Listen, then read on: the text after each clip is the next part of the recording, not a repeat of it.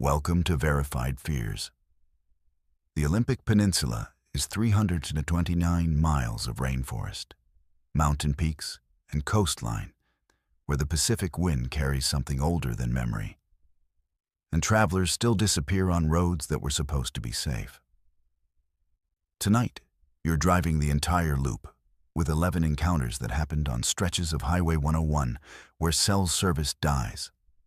Fog rolls in without warning, and the forest decides whether you're leaving or staying. These aren't tales whispered around campfires. These are the moments that made people pull over, call someone they trusted, and ask if what they saw was possible. Because the peninsula has rules that don't match the rest of the world, and breaking them means becoming part of the landscape. Stay through all 11 stops on this drive, and when you reach the end, drop a comment with the exact location that made you check your rearview mirror. Mile marker 223, Hurricane Ridge, the Tree of Life. Whichever one reminded you that some roads remember every driver who thought they were just passing through, because proving you made it to the final story means you're the kind of person who doesn't look away when the headlights catch something that shouldn't be standing there. You ever pull off a highway in the middle of the night and feel like you've stepped outside of time? That's what mile marker 223 felt like the first time I saw it. Just a plain concrete rest stop between Port Angeles and Lake Crescent. Nothing special. The kind of place you'd forget 5 minutes after leaving. Except, I didn't forget it. None of us who stopped there between midnight and 3 in the morning ever forgot it. Because that rest stop doesn't follow the same rules as the rest of Highway 101, and by the time you realize something's wrong, you're already inside. It was 2:17 in the morning when I pulled in. I'd been driving for 6 hours straight, delivering medical supplies up to Port Angeles, and my bladder was screaming. The parking lot was empty, completely empty.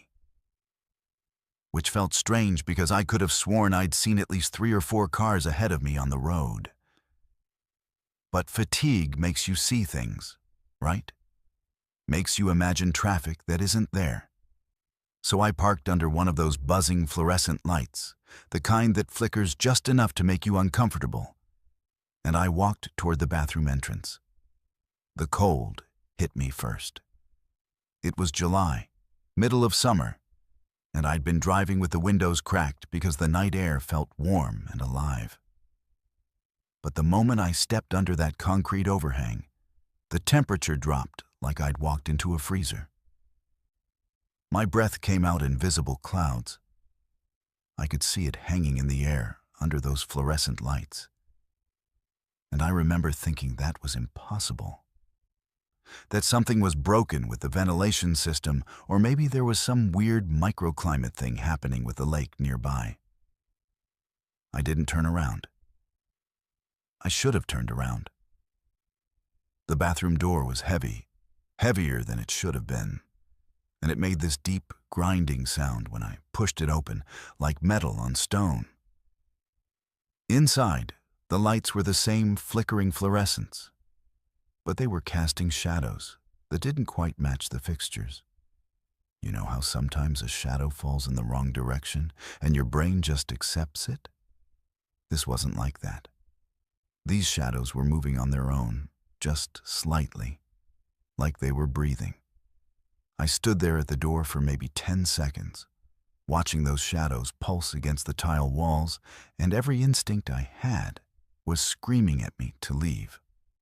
But I really had to go. Isn't that stupid? Isn't that the most human thing? Your body's lizard brain is throwing every alarm it has, and you ignore it because you need to use the bathroom. So I walked in.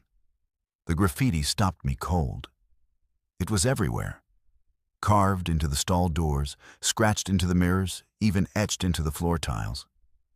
But it wasn't the usual crude drawings or phone numbers or song lyrics. These were dates, just dates, hundreds of them. And they were wrong.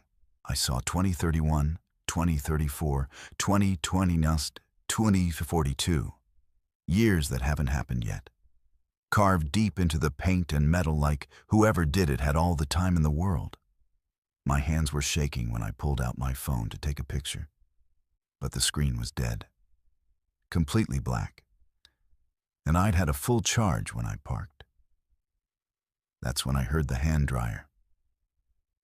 One of those automatic ones that kicks on when you put your hands under it. It was running in the far stall, the one with the door hanging crooked on its hinges. Running and running and running. That hollow roar echoing off the tiles. But nobody was in there. I could see under the gap at the bottom of the door. No feet, no shadow. Just that dryer going like someone was standing right in front of it. I backed toward the exit. And that's when I caught my reflection in the mirror above the sinks. Except it wasn't quite my reflection. It was me, but older. Maybe 10, 15 years older. Deeper lines around the eyes, gray at the temples. The same jacket, the same expression of absolute terror, but aged. And my reflection wasn't moving the same way I was. It was delayed, just by a second, like there was lag between me and the glass. I watched myself in that mirror, and I watched my reflection mouth something I hadn't said yet. Get out. I ran. I slammed through that bathroom door so hard I thought I'd break it off its hinges, and I sprinted across the parking lot toward my truck. But when I got there, something was wrong. There was dust on the hood. Thick dust, the kind that accumulates over months, not minutes. My inspection sticker in the windshield was different. The date said it had expired 2 years ago. And there were things in my truck bed that I'd never seen before. A spare tire that wasn't mine, a toolbox I didn't recognize, a faded parking permit from a hospital I'd never been to. My phone buzzed in my pocket. It shouldn't have worked. It was dead in the bathroom. But now it was lighting up with notifications, dozens of them. All downloading at once like it had been out of service for a long time. Text messages from my sister asking where I'd been, voicemails from my dispatch asking why I'd missed my routes, emails marked months old. And at the top of the screen, the date, July 18th. I'd entered that rest stop on July 16th. I lost 2 days in that bathroom.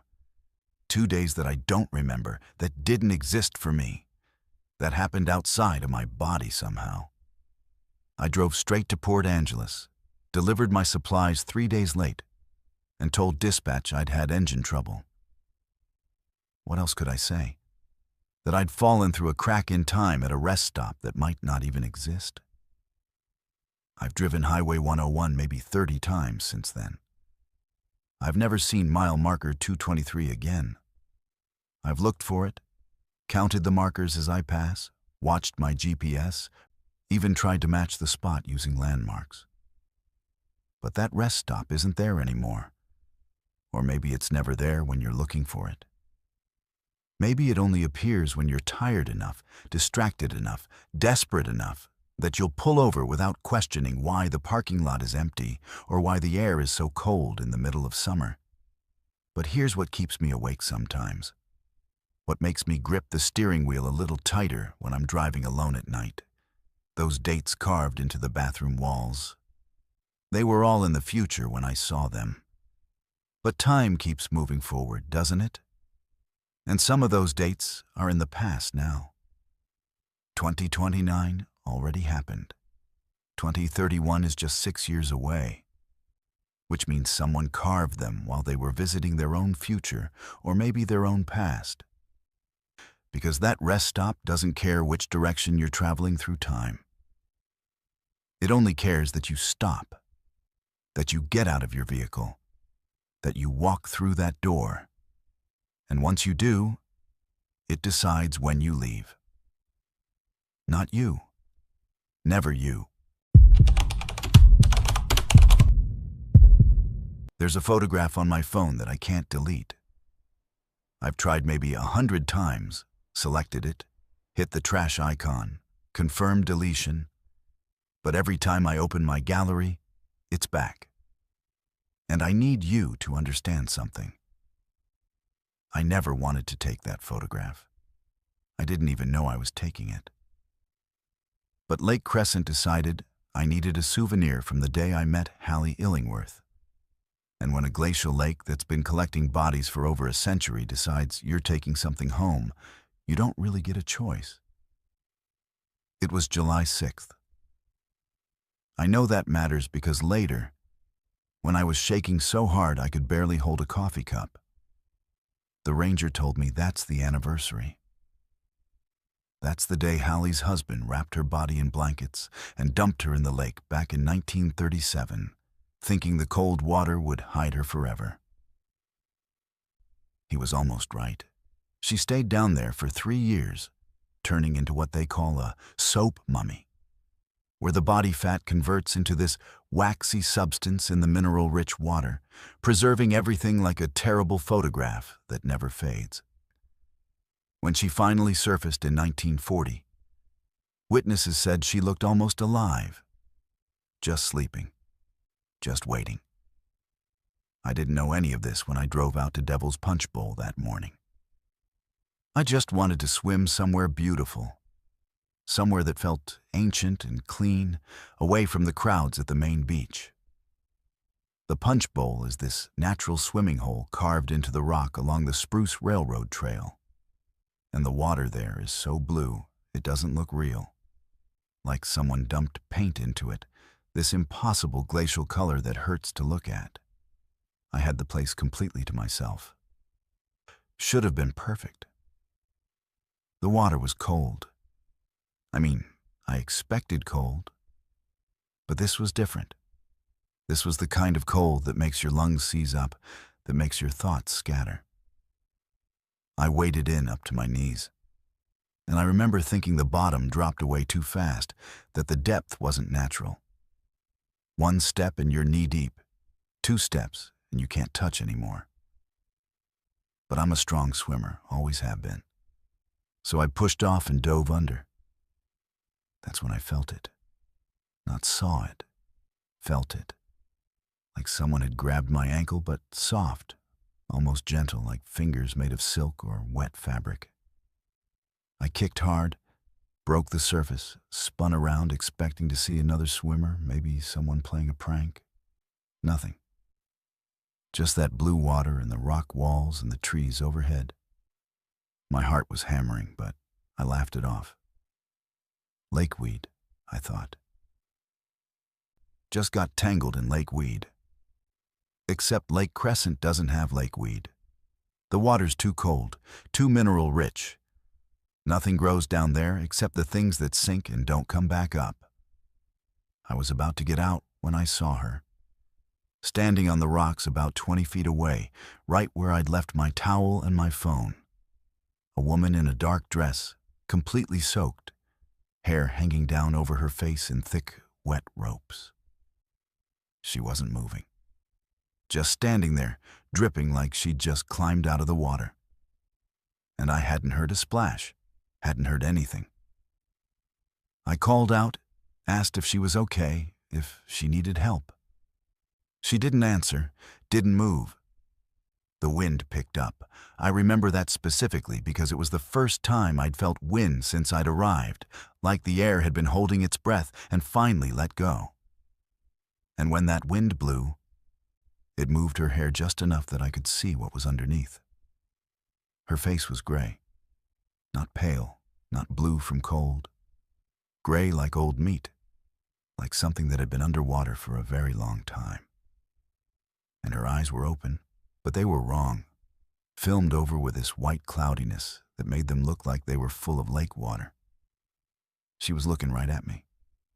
Not through me, not past me. Right at me. I've never swum so fast in my life. I thrashed toward the rocks, my arms burning, my breath coming in gasps. And the whole time I could feel that soft pressure on my ankle again, like something was pacing me under the water, matching my speed, staying right below me. When I hauled myself onto the rocks, my ankle was burning. I looked down, and there was a mark. Not a cut, not a scrape, but a handprint. Perfect fingers, perfect palm.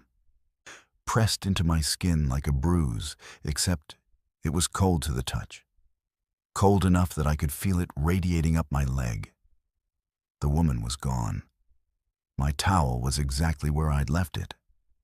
My phone was there too, screen facing up, and that's when I saw it had taken a photo. The camera app was open, timestamp showing 10:47 a.m., right when I'd been in the water. I didn't take that photo. My phone was on the rocks. But when I looked at the image, my blood went cold enough to match that handprint on my ankle. It was a shot of the water. The blue, beautiful water of Devil's Punch Bowl. And there, just below the surface, close enough to touch, was a face. Gray skin, white eyes, mouth slightly open, hair floating around her head like dark seaweed. She was right underneath where I'd been swimming, right there. Looking up at me through 6 feet of glacial water with an expression that wasn't quite sad and wasn't quite angry, but was definitely, absolutely aware. I ran, left my towel, grabbed my phone, and ran back down the Spruce Railroad Trail so fast I thought my heart would explode. I didn't stop until I reached my car, and I sat there shaking for 20 minutes before I could even put the key in the ignition. That's when I tried to delete the photo. And that's when I realized it wouldn't go away. I've tried everything. Factory reset, different phones, cloud storage purges. The photo always comes back. And every time I look at it, and I do look, I can't help myself. She's a little bit closer to the surface, a little bit clearer. In the original shot, she was blurry, indistinct. Now I can see individual strands of her hair, can see the weave pattern in her dress, can count her fingers where they're reaching up toward the light. The ranger I finally talked to, the one who told me about the anniversary, said Hallie's always been active around July 6th. Said people report feeling hands on their ankles every year, like clockwork. He said it so casually, like it was just a thing that happens. Like the lake having a ghost was as normal as it having trout. Then he asked to see the photo. I showed him, watched his face go pale. He stared at it for a long time before handing my phone back and saying, very quietly, "That's her. That's Hallie. But I've never seen her that close to someone before. I don't swim anymore. Not in lakes, not in rivers, not even in pools if they're deep enough that I can't see the bottom. Because I know what's down there now. I know that some people don't leave the places they died, and I know that Lake Crescent keeps its dead so perfectly preserved that they can still reach up and touch you 70 years later. And that photograph on my phone? Last time I looked, her hand was breaking the surface. Just fingers, just the tips. But they were above the waterline, which means she's getting closer, which means whatever she grabbed onto that day at Devil's Punch Bowl, she hasn't let go yet, and I don't think she's planning to.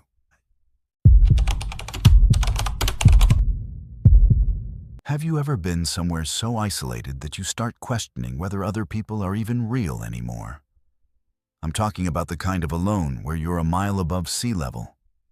It's 4:30 in the morning. The nearest town is an hour's drive down a mountain road, and you're the only living thing for miles. That's what Hurricane Ridge feels like before dawn. That's what it felt like when I realized I wasn't alone up there. And that somehow, being alone would have been better. I'm a landscape photographer. Sunrise shots are my specialty, which means I've gotten used to being places before anyone else. Setting up my gear in the dark, waiting for that first light to hit. Hurricane Ridge is one of my regular spots. 200 feet up in the Olympic Mountains, above the cloud layer, with views that make people forget how to breathe. But you have to get there early, before the tourist crowds, before the visitor center opens. You have to be willing to stand in the parking lot in the dark with just your tripod and your camera and the wind that never stops blowing up there. I'd done it a dozen times before. Never had a problem. Never felt anything except maybe a little spooked by how dark it gets when you're above the tree line and the stars are so bright they cast shadows. But that morning, July 23rd, I remember because it was supposed to be a clear dawn, perfect conditions. Something was different the moment I pulled into the parking lot. There was another car there, an old sedan, maybe from the 90s, with its engine running and its headlights on, pointed toward the visitor center. Just sitting there, idling, exhaust visible in my headlights. And I remember feeling this weird mix of relief and annoyance. Relief because, hey, I'm not completely alone up here in the dark. Annoyance because I liked having the spot to myself. And now I'd have to share the view with whoever was sitting in that car. Except as I parked and started unloading my gear, I realized something was off. The car had been running when I arrived, but I couldn't see anyone inside. The windows were dark, the interior light wasn't on, and nobody was moving. Maybe they were sleeping, I thought. Maybe they'd pulled over to rest and left the engine running for heat. But it was July. It wasn't cold enough for that. I tried to ignore it. Set up my tripod, mounted my camera, started composing my shots. But I couldn't stop looking at that car. The headlights were so bright, cutting through the pre-dawn darkness. And they were pointed directly at the visitor center's big glass windows. And that's when I noticed something that made my hands freeze on the camera controls. There were people inside the visitor center, moving around, visible through the glass, backlit by some kind of light source I couldn't identify. But the visitor center doesn't open until 9 a.m. The doors are locked. There's no reason for anyone to be inside at 4:30 in the morning. I stood there watching them, trying to make sense of it. Maintenance workers, maybe? Security? But the more I watched, the more wrong it seemed. They were moving too slowly, too deliberately, like they were wandering rather than working. And there were at least 4 of them, maybe 5, all drifting past those big windows in this slow, aimless pattern that made my stomach knot up. That's when I decided to check on the car. I don't know why. Maybe I thought whoever was inside might know what was going on, might be able to explain the people in the visitor center. I walked over, my boots crunching on the gravel, and the sound was so loud in that high-altitude silence that it felt like gunshots. The engine was still running, that steady rumble, exhaust still pumping out into the cold air. I got close enough to see the license plate. Expired in 1994. Expired for 31 years. My skin went cold. I leaned down to look through the driver's window, cupping my hands against the glass to see inside. Empty. Completely empty.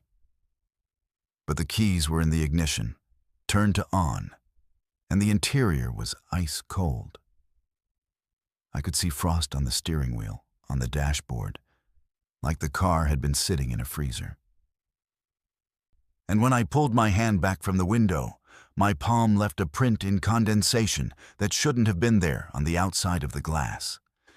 I turned back toward the visitor center, and that's when they saw me.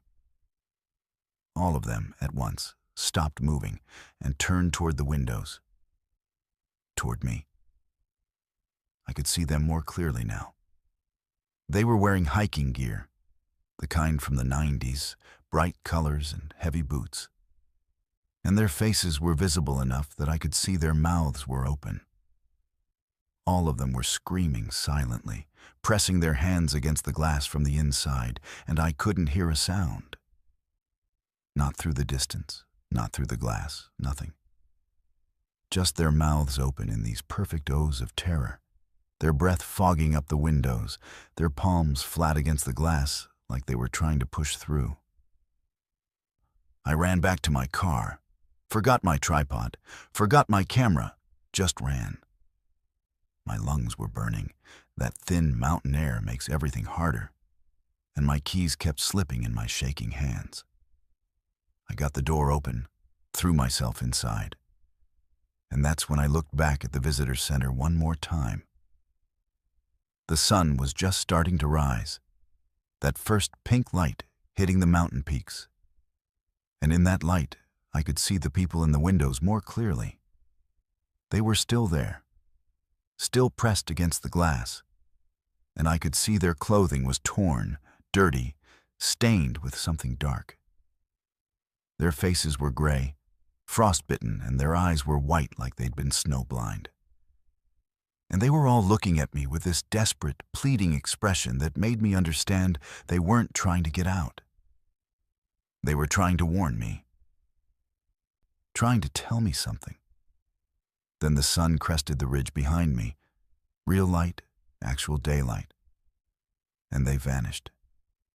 Just gone. The visitor center windows showed nothing but darkness inside. Normal darkness.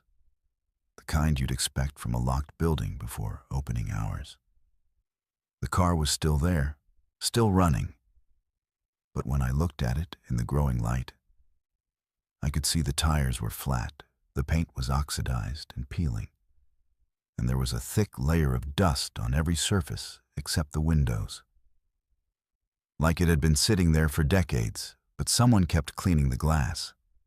I called 911 from the parking lot, told them there was an abandoned vehicle at Hurricane Ridge, didn't mention the rest because I didn't know how to explain the rest. The ranger who showed up an hour later knew the car immediately. He got this look on his face, this exhausted, seen this before look. And he told me about the family that went missing in December 1994. 4 people headed up to Hurricane Ridge to see the snow. Never came back down. They found the parents' car at the base of the mountain 2 weeks later, but the parents and their 2 teenage kids were never found. Search and rescue looked for months. Nothing.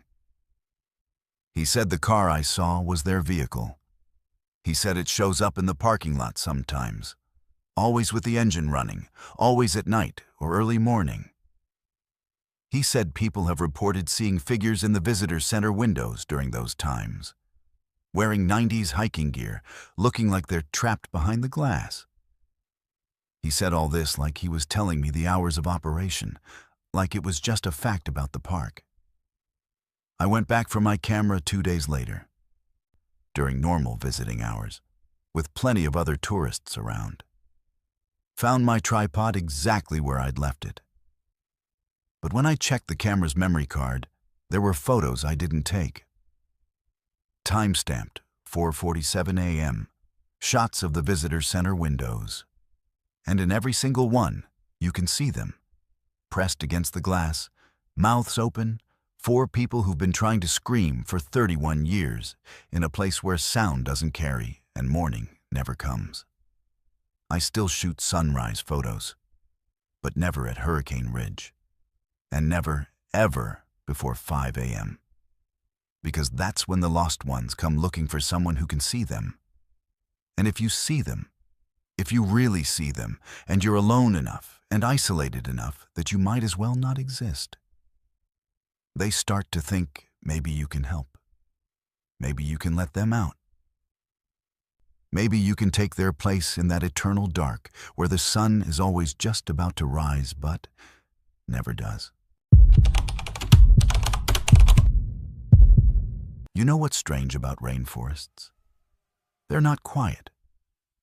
People think forests are peaceful, serene, but the Hoh Rainforest is constantly making noise. Dripping, growing, decomposing, all at once. This wet, organic sound that never stops. It's the sound of things rotting and things being born in the same breath. And after 3 hours on the Hall of Moss's trail, that sound gets inside your head, and you start to realize it's not peaceful at all. It's hungry. And on August 14th, I learned exactly what it was hungry for. I'm a mycologist. I study fungi, which means I spend a lot of time in wet places where things decompose. And the Hoh Rainforest is one of the best places in North America for that kind of work. 200 inches of rain a year, humidity at 100% almost constantly, and decomposition rates that are off the charts. Everything that falls in that forest gets consumed within weeks. Logs, leaves, animals, everything. The forest doesn't waste anything. I thought that was fascinating. I thought I understood what I was looking at. The Hall of Mosses Trail is supposed to be 0.8 miles. That's what the park map says. That's what the signs say. That's what every ranger will tell you.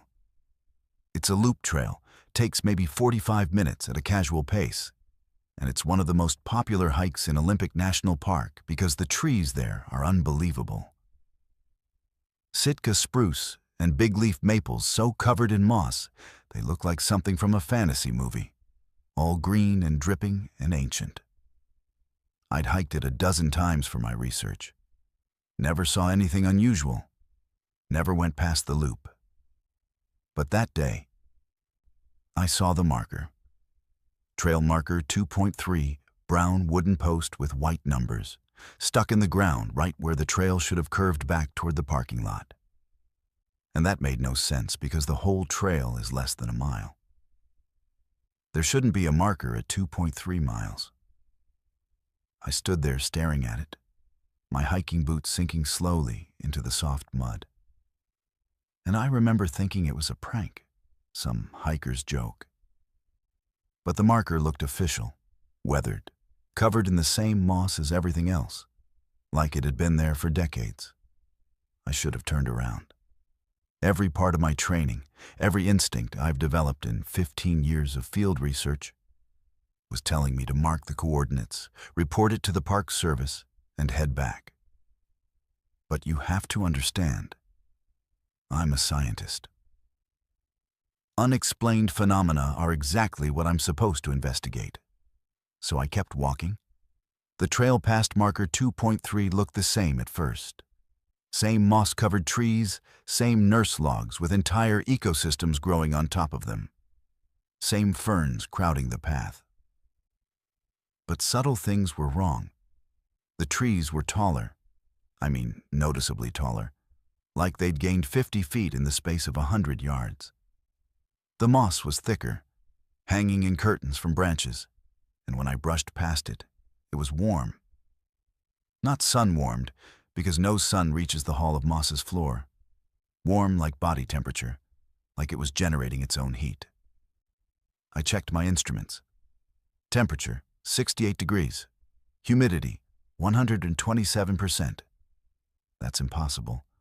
Humidity can't exceed 100% outside of a closed system. I checked my hygrometer 3 times, thinking it was malfunctioning. But the reading stayed the same. The air around me was supersaturated, holding more moisture than should be physically possible. And I could feel it, thick, almost liquid, coating my skin and clothes. That's when I noticed the moss on my boots. Just a small patch on the left toe, bright green against the black leather. I bent down to brush it off, and it didn't move. I scraped at it with my fingernail, and I felt it.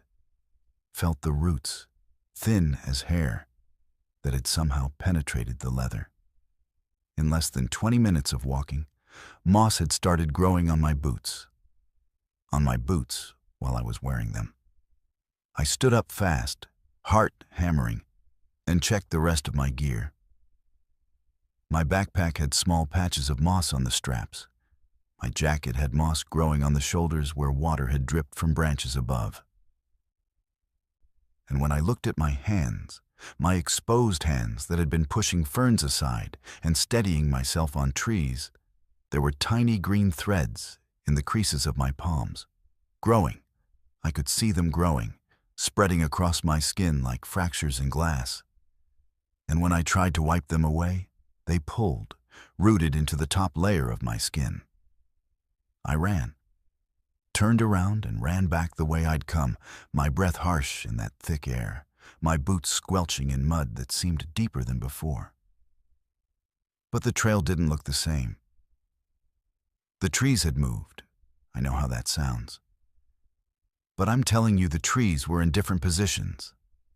The trail forked where it hadn't forked before. My GPS was spinning, the coordinates scrambling, showing me moving in directions I wasn't moving. And my phone screen was fogging up from the inside. Moisture creeping into the sealed device. The moss was spreading. I could feel it on my neck now, creeping up from my collar, warm and wet and alive. I tore my jacket off, threw it on the trail, and watched as it began sinking into the mud. Green threads already covering it, pulling it down. My shirt underneath was soaked through, and when I looked down, I could see moss growing in the fabric, spreading from the wet patches, turning the gray cotton green. I found them at what should have been the halfway point. 3 backpacks, sitting in the middle of the trail, so covered in moss they were almost unrecognizable. I stopped, my chest heaving, and looked closer. They weren't empty. Inside the moss, inside what used to be fabric and frame, I could see the shapes of belongings: water bottles, guidebooks, car keys. And next to the largest pack, a hiking boot, still laced, with something that looked like bone visible at the top. Covered completely in moss, consumed by the forest, turned into another nurse log, another piece of the ecosystem. That's when I heard it. Behind me, from the direction I'd come, the sound of something large moving through the underbrush. Not animal sounds, no footsteps, no breathing. Just the sound of branches moving, ferns parting, and that constant dripping, growing sound intensifying. The forest was following me. The forest itself was moving, closing in, and I could smell it now. That rich, organic smell of active decomposition, of things being broken down and absorbed. I don't remember the next part clearly. I remember running until my lungs felt like they were shredded. Remember the moss on my skin burning. Remember my vision starting to blur with green at the edges. I remember seeing marker 2.3 again, and then marker 1.0, and then finally, miraculously, the parking lot. I burst out of that trailhead into sunlight, actual sunlight, and I collapsed next to my car. Park rangers found me maybe 20 minutes later. I was conscious, but not coherent, trying to pull moss off my skin, leaving red welts where I'd torn it out along with the top layer of dermis. They took me to Forks Community Hospital, and the doctor who treated me said I had something he'd never seen before. Active moss growth in the subdermal layer, roots that had penetrated 3 millimeters deep in the 28 minutes I was past marker 2.3. They had to use antifungal medication designed for internal infections to stop it from spreading. I've still got the scars. Little white lines across my palms, my neck, my scalp where hair doesn't grow anymore. And sometimes, when it's humid, when I'm in the shower or it's raining hard, I can feel something under those scars.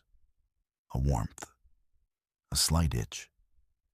Like something's still there, dormant, waiting for the right conditions to grow again. The Park Service says marker 2.3 doesn't exist.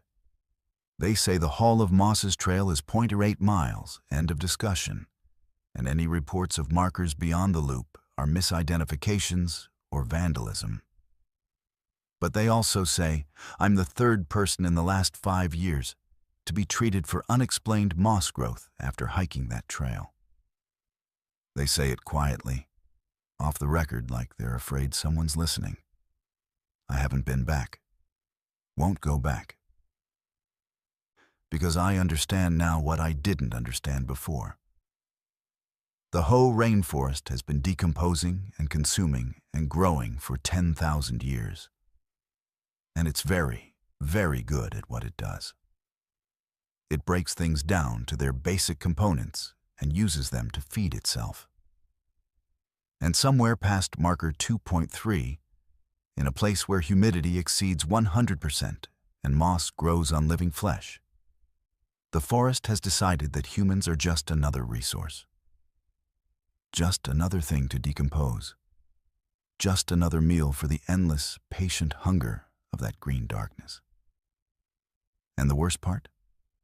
Those backpacks I saw? The rangers knew exactly who they belonged to.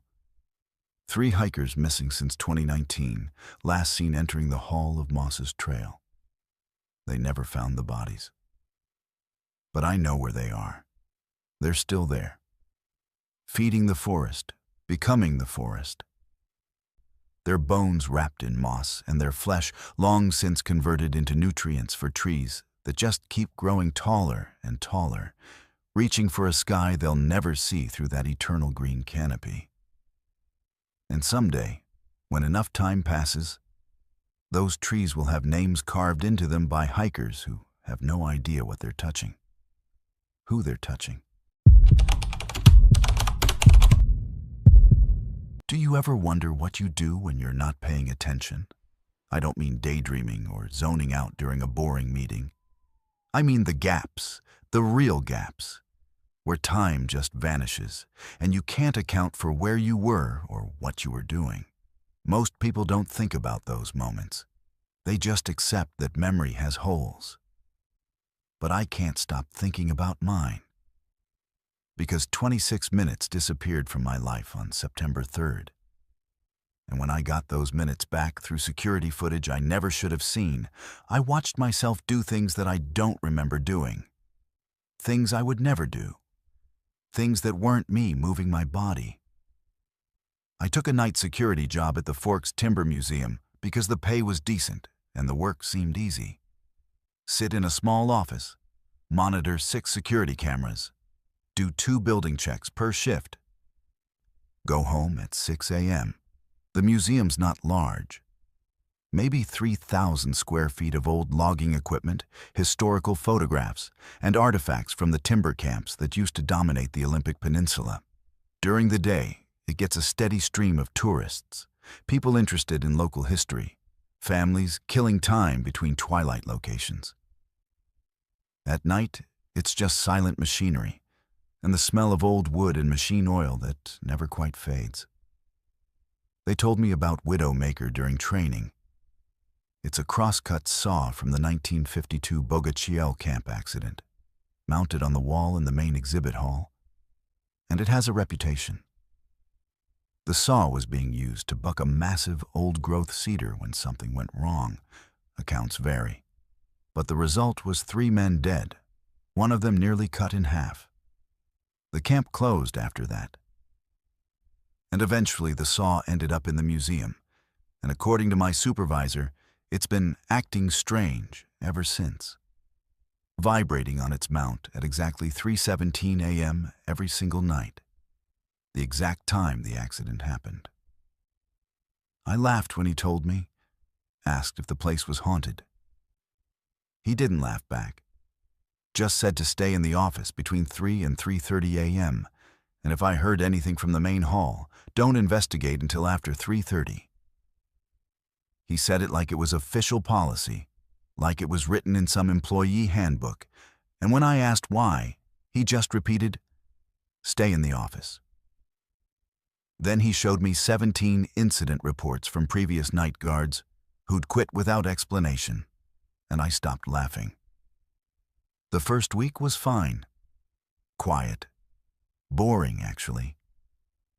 I'd do my rounds, sit in the office playing games on my phone, eat my lunch, do another round, go home. I heard the saw vibrate a few times when I checked the security monitors around 3:17 a.m., just a faint buzzing sound picked up by the hall microphones, nothing dramatic. It made me curious more than anything. Why would a saw vibrate on its own? Loose mount, maybe? Temperature fluctuations causing metal expansion, there had to be a logical explanation. On September 3rd, I decided to see for myself. I know, I'd been told specifically not to, but I'm not good with arbitrary rules that don't make sense, and this didn't make sense. It was 3:12 a.m., 5 minutes before the phenomenon, and I left the office and walked into the main exhibit hall with my flashlight and my phone camera ready. I was going to film the saw, document exactly what was happening, and figure out the rational explanation everyone was missing. The saw was mounted on the back wall, 7 feet long, cross-cut teeth still sharp after 70 years. In my flashlight beam, it looked perfectly ordinary. Old, rusted in places, with dark stains on the blade that I didn't want to think too hard about. I positioned myself about 10 feet away, hit record on my phone, and waited. 3:17 a.m. came. The saw started vibrating. Not dramatically, just a low hum, a vibration that made the teeth blur slightly, made the mount creak.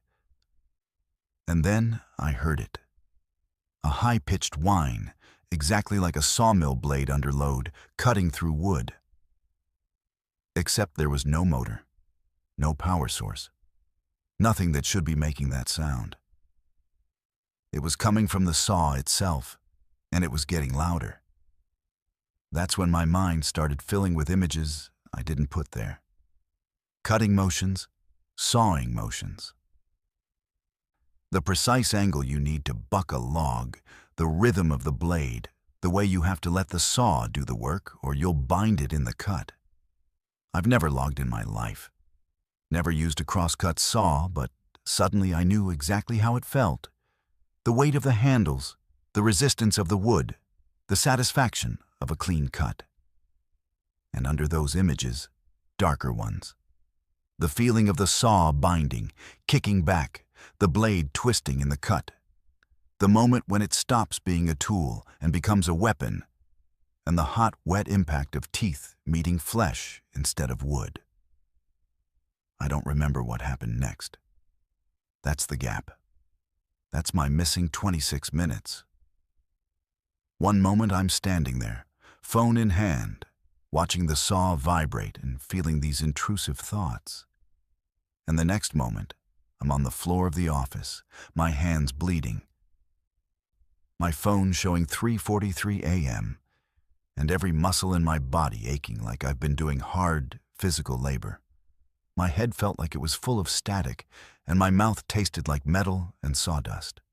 I bandaged my hands, deep cuts across both palms, straight lines like I'd grabbed something sharp, and I finished my shift in a daze. Didn't file an incident report, didn't tell anyone. Just went home and slept for 14 hours straight. And when I woke up, I could still feel the phantom weight of saw handles in my grip. I should have quit then. Should have walked away and never gone back. But the missing time bothered me more than anything that happened before or after it. I needed to know. So 3 days later, during my shift, I accessed the security footage from September 3rd. The system keeps recordings for 30 days before overwriting them.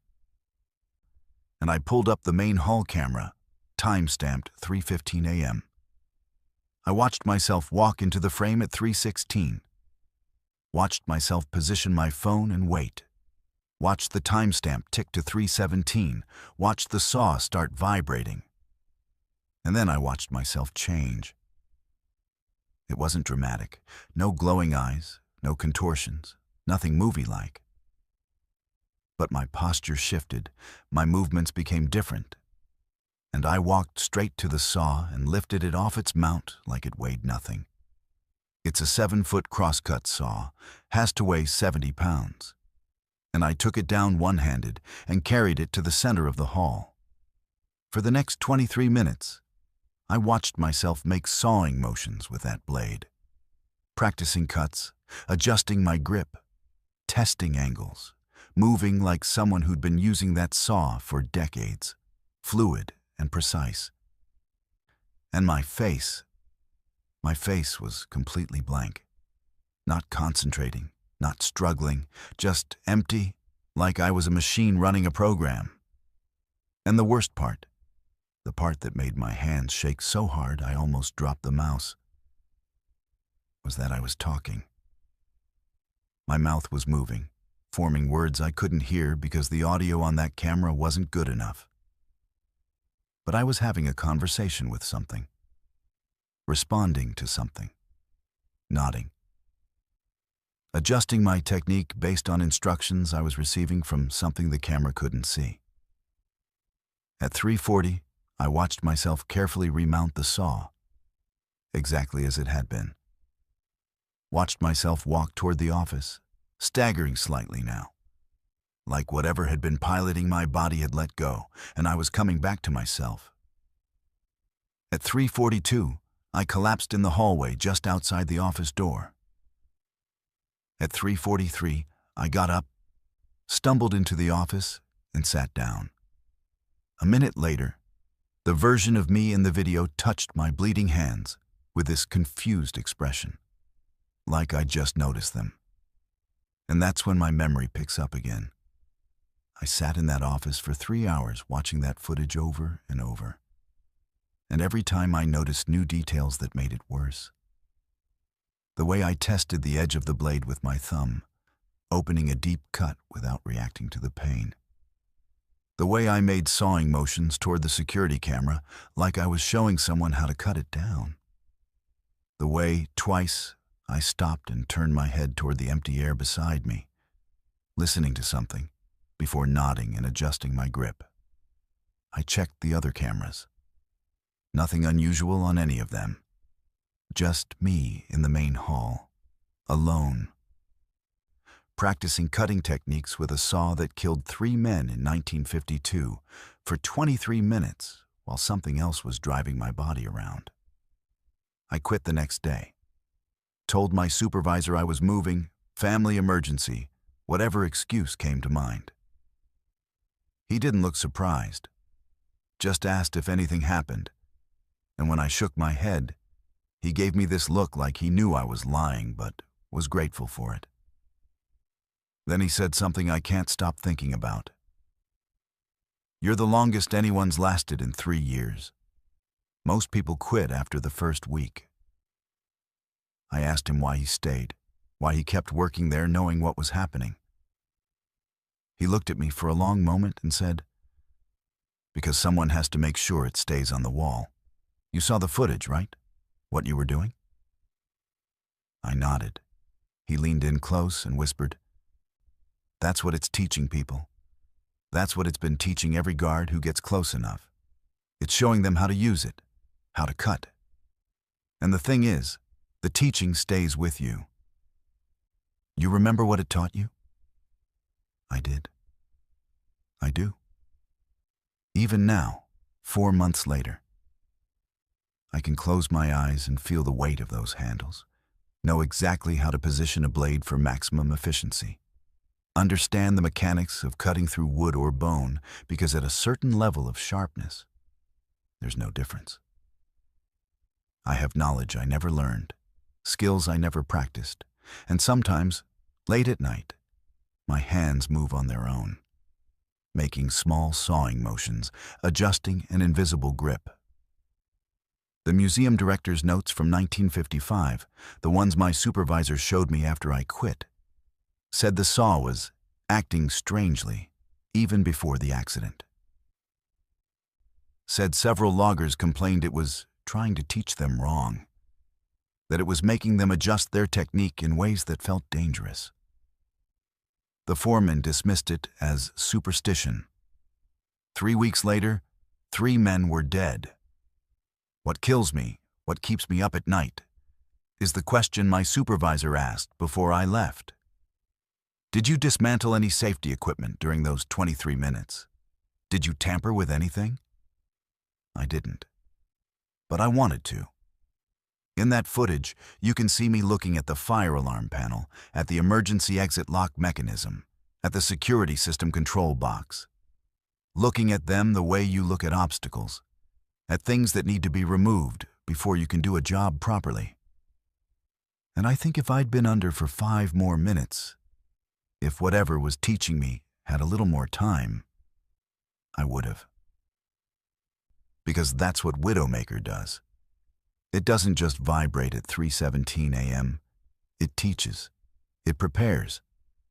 It's been doing it for 70 years, passing along the knowledge of how to kill efficiently with a blade to anyone who gets close enough to listen. And someday, eventually, it's going to find someone who listens all the way through the lesson. I still have the scars on my palms from grabbing that blade. They haven't faded. Probably never will. But that's not what bothers me. What bothers me is that sometimes I look at those scars and I don't remember the pain. I remember the satisfaction of a good grip, the way the handle feels in your bleeding hands, the knowledge that scarring improves grip strength, makes you better at holding on when the saw starts to buck. And I think, where did that thought come from? And I think, was it ever really mine? What do you think lives at the bottom of the ocean? I'm not talking about the shallow parts we've explored, the tourist-friendly depths where documentaries film bioluminescent jellyfish and tube worms. I'm talking about the real deep, the Hadal zones, the trenches that go down 7 miles where the pressure would crush you into paste, and we've sent more people to the moon than we have down there. We don't know what's in those depths. We've barely looked. And on October 12th, standing in a tide pool at First Beach on the Quinault Reservation during a new moon, I learned that sometimes the deep doesn't wait for us to come looking. Sometimes it reaches up. I'm a marine biology doctoral candidate. My dissertation research focuses on bioluminescent organisms in the Pacific Northwest. Specifically, the dinoflagellates that cause the glowing blue waves you sometimes see at night. First Beach is one of my regular research sites because the tide pools there have unusual bioluminescent activity. Higher concentrations, brighter displays, species that don't appear in any of the literature. My advisor thought I might be looking at an undocumented subspecies, which would make my career before I even graduated. The Kalaloch people were less enthusiastic about my research. I'd gotten permission from the tribal council to access the beach after hours, but the elder who handed me my permit gave me very specific instructions. Never visit during a new moon. When there's no moon in the sky, stay away from the tide pools. Don't look into the water when the sky is darkest. She said it like she was giving me directions to the grocery store, calm and matter-of-fact. And when I asked why, she just said, "The tide pools show reflections of other places when the sky is empty. Things that live in those other places sometimes look back." I'm a scientist. I deal in observable phenomena, measurable data, peer-reviewed research. I thanked her politely and ignored the warning completely, because new moon nights are when bioluminescence is most visible, when there's no competing light to wash out the glow, and I needed samples during optimal conditions. So on October 12th, the darkest night of the lunar cycle, I drove to First Beach with my sampling equipment and my waterproof notebooks and my complete certainty that I understood what I was looking at. The beach was empty.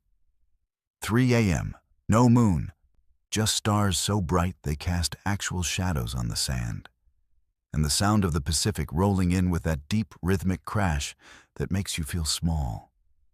The tide pools were glowing. Not just glowing, luminous, like someone had poured liquid light into the natural rock formations. Blues and greens that seemed too bright to be biological, too vivid to be real. I'd seen bioluminescence hundreds of times, but this was different. This was almost electric. I knelt beside the largest pool, maybe 6 feet across and supposedly 6 inches deep according to my previous surveys, and I started setting up my sampling equipment. The water was calm, undisturbed, perfectly clear, and when I looked into it, I could see stars reflected on the surface. Except they were the wrong stars, not the constellations I'd seen overhead. Not anything I recognized from Northern Hemisphere astronomy. The patterns were alien, and the colors were off. Stars that looked red where they should be white, blue where they should be yellow, and formations that seemed to suggest different laws of physics. I blinked, looked up at the real sky, looked back down at the pool. The reflection didn't match. Not even close. And when I moved my head, the reflection moved with me. My face was visible in the water. But the sky behind my reflection stayed wrong. Like I was seeing myself superimposed over a window to somewhere else. That should have been my exit cue. Should have packed up my equipment and left. But I'm stubborn, and I was thinking about contaminated optics, about atmospheric effects I didn't understand, about anything except what the elder had told me. So I reached down with my collection bottle to take a water sample. The moment the bottle broke the surface, the depth changed. That 6-inch tide pool became bottomless. I could see down and down and down, past any possible seafloor, into darkness that glowed with its own bioluminescence. Not scattered organisms, but concentrated sources, large shapes moving in formation far below. Patterns that looked organized, intentional. And the bioluminescence was the wrong color, not blue or green, but something that doesn't have a name, something my eyes couldn't quite process, like my brain was trying to interpret a wavelength humans aren't supposed to see. My collection bottle was being pulled, not by current, not by tide, but by active suction, like something deep in that impossible depth was inhaling, drawing water downward, and my bottle with it. I held on, stupid instinct, and I felt the pull intensify.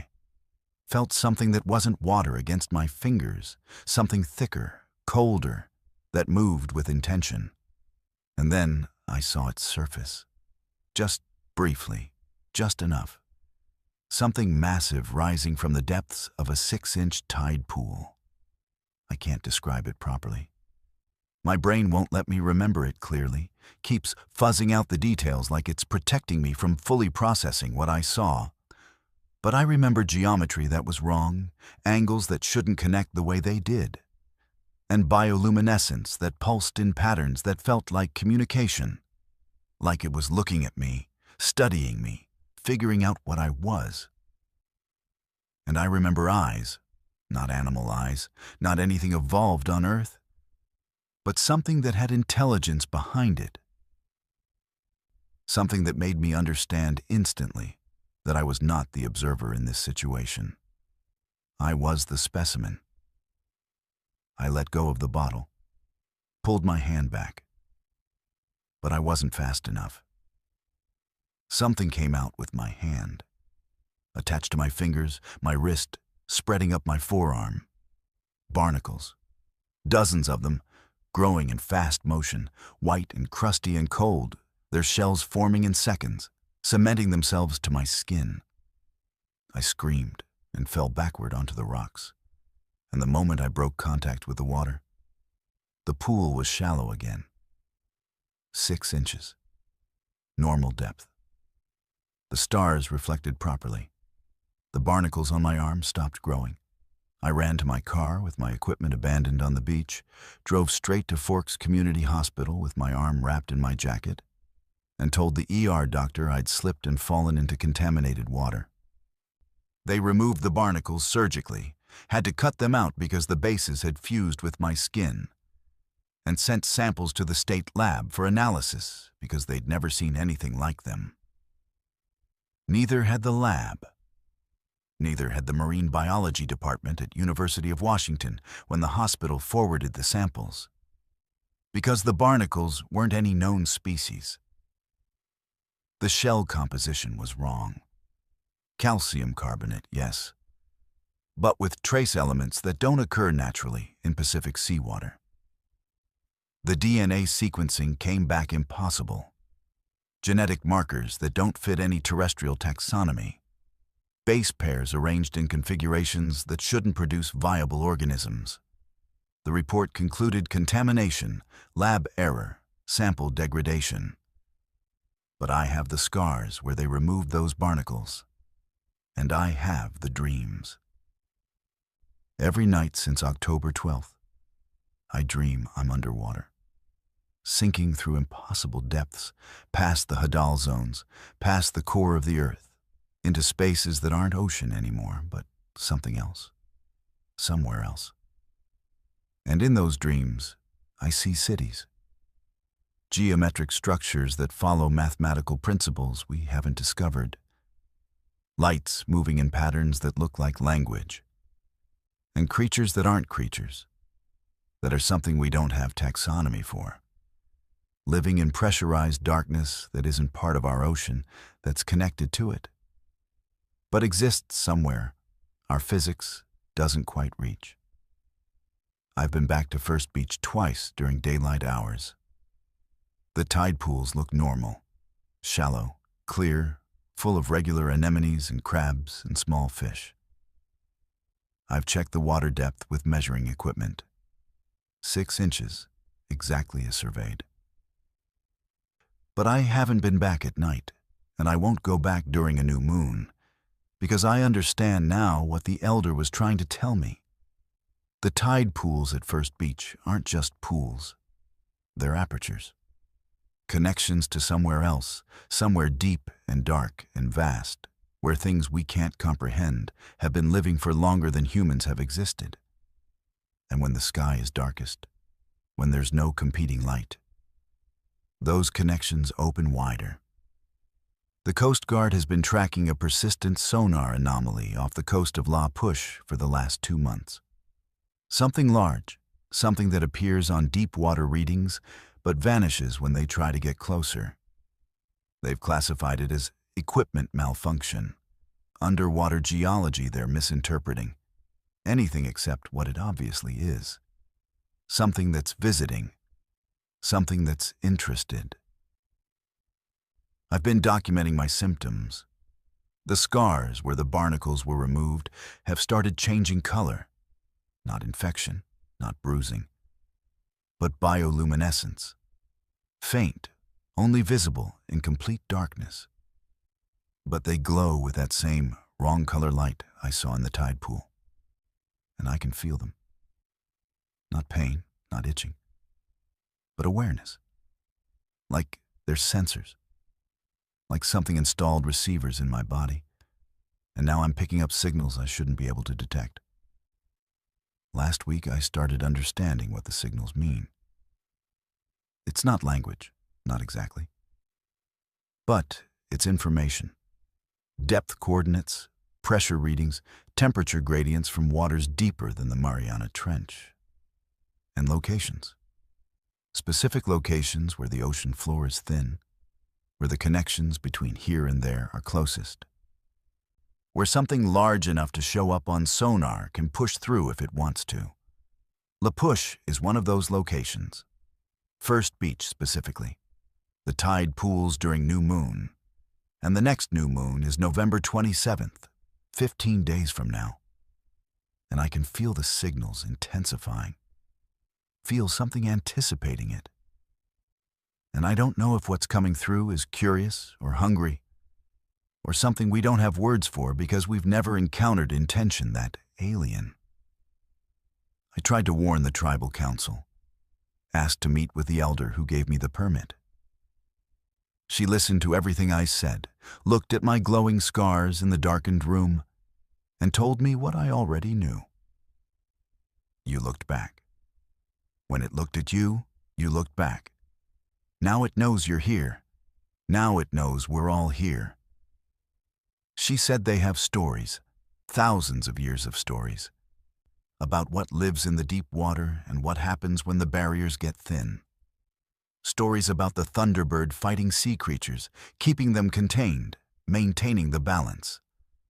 But the thunderbird is a story now. A symbol, not an active force. And the things in the deep are patient. They've been patient for a very long time.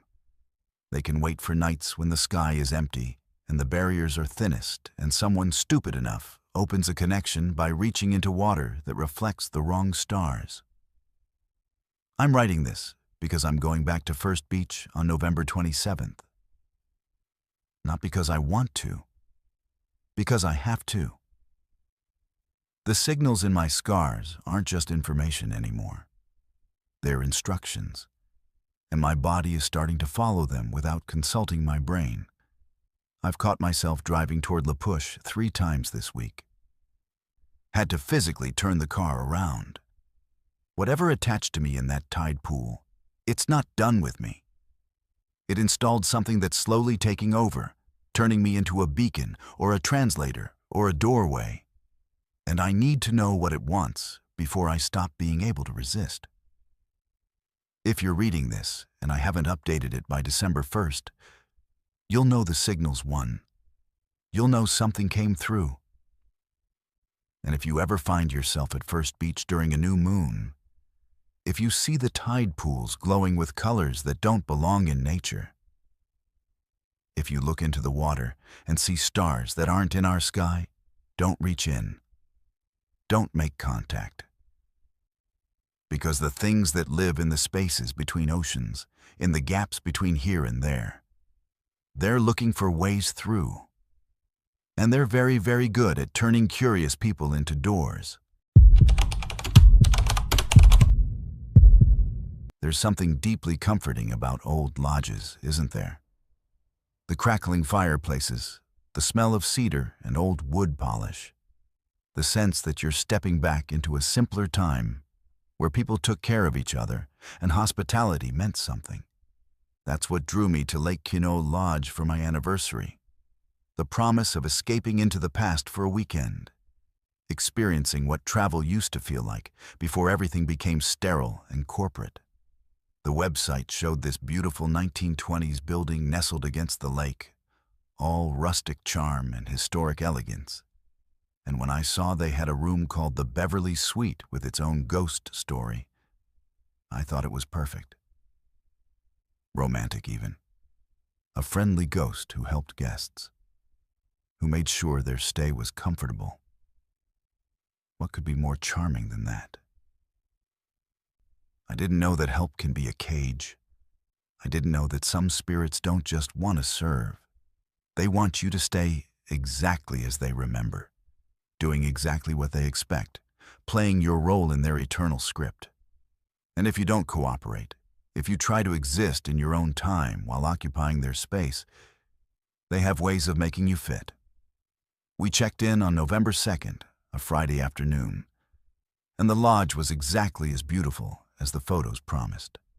The main building has this massive stone fireplace in the lobby, Roosevelt elk heads mounted on the walls, and that particular smell of old places, wood smoke and history, and something slightly musty that isn't quite unpleasant. The woman at the desk seemed genuinely excited when she learned we'd booked the Beverly Suite. "Oh, you'll love room 302, she said with this knowing smile. Beverly takes very good care of her guests. Some people say it's the best stay they've ever had. She said it like Beverly was still employed there, still on staff, and I remember thinking that was a cute touch, playing up the ghost story for the tourists.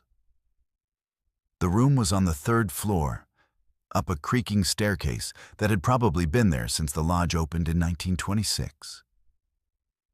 The key was an actual metal key, not a plastic card. And when I unlocked the door and pushed it open, the first thing that hit me was the smell. Not musty, not old, but fresh lavender and lemon oil, like someone had just finished cleaning. The room was beautiful in that early 20th century way. Floral wallpaper, a brass bed with a white coverlet, lace curtains filtering the afternoon light from the lake. It looked like a period photograph, pristinely maintained. And I loved it immediately. My partner started unpacking while I explored the room, opening drawers, checking out the bathroom with its clawfoot tub and pedestal sink. Everything was perfect, almost too perfect. The towels were arranged in this elaborate fan pattern I'd never seen in a modern hotel. The toiletries on the sink were in glass bottles instead of plastic, real glass bottles with hand-lettered labels that said rose water and glycerin soap in fountain pen script. I assumed it was part of the historic theming, the lodge going the extra mile for authenticity. We went to dinner in the lodge restaurant, had a wonderful meal, walked around the lake as the sun set. When we got back to the room around 9 p.m., things had been tidied. The bed was turned down. I expected that. But our clothes had been unpacked. Not just unpacked, but arranged. My partner's suits were hanging in the wardrobe, organized by color. My dresses were arranged the same way. Our shoes were lined up under the window. And our toiletries, which we'd left scattered on the bathroom counter, were now arranged on the sink in perfectly symmetrical rows, labels facing out. "Wow," my partner said. "That's impressive turn-down service." But something felt off. Hotels don't unpack your luggage. They don't arrange your belongings. I'd specifically left my jewelry in my suitcase, and now it was laid out on the dresser in this elaborate display. Necklaces hung on a small jewelry tree I'd never seen before. Earrings arranged in pairs in a velvet-lined box that wasn't mine. It was beautiful, meticulous, and completely invasive. I called the front desk, asked if someone had been in our room beyond normal turn-down service. The night clerk sounded confused. "Turn-down service ended at 8, he said, "and we never touch guests' personal belongings. Are you in the Beverly suite?" When I confirmed, he got quiet for a moment, then said, "Oh, well, Beverly likes things organized. Some guests find it charming." I should have asked to change rooms right then. But it was late, we were tired, and honestly, it was just clothes and jewelry, right? Nothing was missing, nothing was damaged, just rearranged. We laughed it off, made jokes about having a very helpful ghost, and went to bed. I woke up at 3 a.m. because something felt wrong. The room was cold, not just chilly, but genuinely cold, my breath visible in the air. And I could smell smoke. Not fresh smoke, but old smoke. The lingering scent of something that burned a long time ago, embedded in walls and fabric. I sat up and looked around, and in the moonlight coming through the lace curtains, I saw that the room had changed. The modern bedside lamps were gone.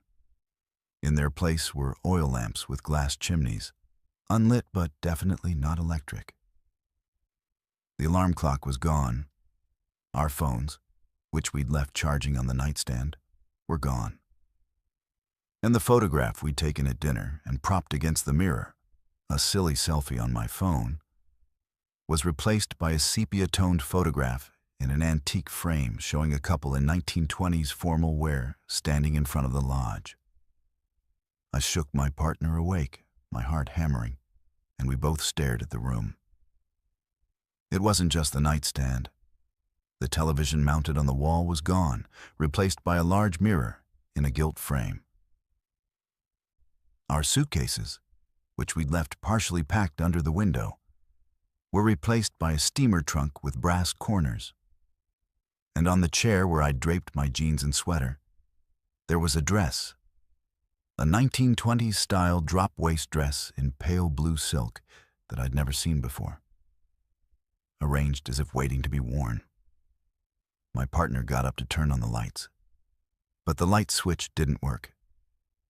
The electrical outlet where our phones had been charging was gone, just smooth wallpaper where it should have been.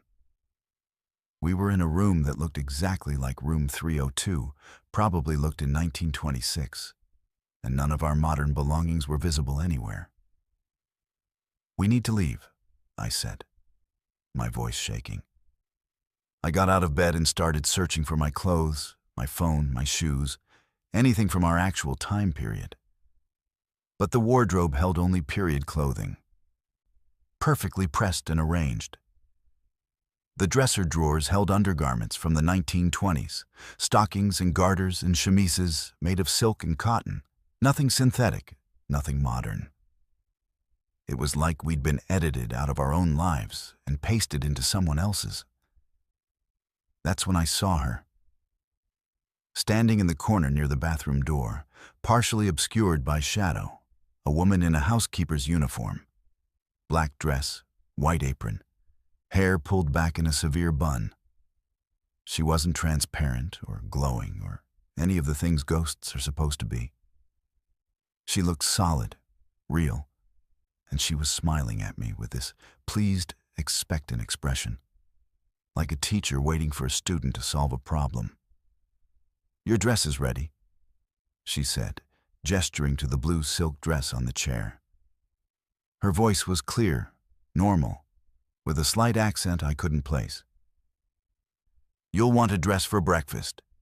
The dining room opens at 7, and it's important to be punctual." I couldn't move, couldn't speak. This was Beverly, had to be Beverly. And she was talking to me like this was completely normal, like she'd just done me a favor by erasing my entire present and replacing it with her preferred past. "Who are you?" my partner managed to ask. Beverly looked confused, almost hurt. "I'm the housekeeper," she said. "I take care of the guests. I make sure everything is proper. You left such a mess. Modern things everywhere. Plastic and metal and those terrible glowing rectangles. I've put it all away. You'll be much more comfortable this way. Much more appropriate." "We want our things back," I said, finding my voice. "Our phones, our clothes, our belongings. Right now." Her expression changed. The smile faded, and something cold moved behind her eyes. "I cleaned," she said, her voice harder now. "I organized. I made things right. Guests are supposed to appreciate good service. Guests are supposed to behave appropriately." She took a step closer, and I could smell smoke intensifying, could feel heat that wasn't coming from any visible source. "I died making this lodge perfect. Died in the fire, trying to save the linens, trying to maintain standards. And I'm still here, still serving, still keeping things as they should be. You will appreciate my service. You will dress appropriately. You will follow the proper schedule." The room temperature dropped even further. Frost started forming on the windows, spreading in patterns that looked deliberate, that looked like words. Breakfast 7 a.m. Dress formally. Behave. We ran.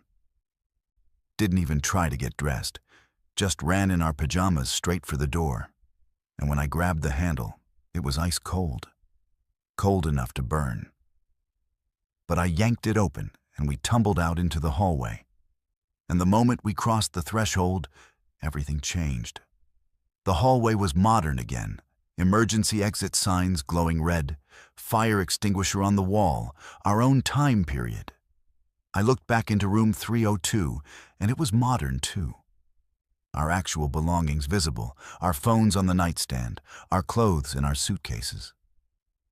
Like the last hour hadn't happened. Like we'd imagined it. But we both saw it. We both experienced it.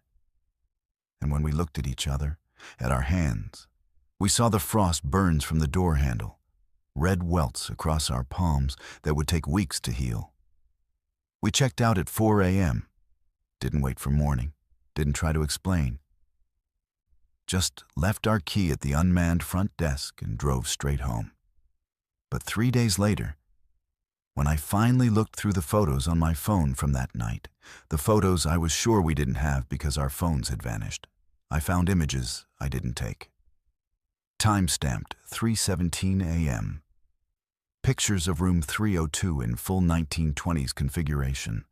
Pictures of us sleeping in that brass bed while Beverly stood over us, adjusting our blankets, her face close to the camera like she'd picked up my phone and taken a selfie. And in the final photo, a close-up of her face, her expression serene and satisfied, with a caption written in elegant cursive across the image. Proper guests return. Improper guests are taught. Everyone stays until they learn. I've gotten 3 emails since then from Lake Quinault Lodge, even though I never gave them my email address, asking when I'll be returning for another stay. The subject lines are always the same. Beverly is waiting. And attached to each email is a photograph of room 302. Progressively more period accurate, progressively less modern. Like someone is slowly erasing the 21st century from that space, one object at a time. In the most recent photo, received yesterday, there's a dress laid out on the bed. My size, 1920s style, in pale blue silk, with a note in fountain pen on lodge stationery. I've kept your belongings safe. Your wardrobe is ready. Your room is prepared. Come home and let me take care of you properly. I won't go back. I'll never go back. But sometimes, late at night, I smell lavender and lemon oil in my own apartment. Sometimes I wake up to find my clothes arranged differently than I left them, organized by color, hung with period-appropriate spacing. And once, just once, I found all my modern jewelry gone from my dresser and replaced by a strand of pearls I'd never seen before, in a velvet box with a note. You'll need these for breakfast. Dress appropriately. Beverly doesn't just haunt room 302. She haunts everyone who doesn't appreciate her service, everyone who rejects her help. And she has forever to teach you proper behavior, proper gratitude, proper submission to the way things should be. Because in her world, the world she died trying to preserve, good guests don't leave until the housekeeper says they're ready. And Beverly never says you're ready. She just keeps helping, keeps organizing, keeps preparing you to stay in her perfect eternal 1926, where nothing changes and everyone knows their place, and the fire that killed her is always just beginning to burn. Have you ever seen something so impossible that your brain just refuses to process it? Not scary impossible, not supernatural impossible, but physics-breaking impossible. The kind of wrong that makes you question whether reality has rules at all, or if we've just been lucky that they've held consistent until now. I saw water flow upward at Duc Falls on November 8th at exactly 11:11 a.m.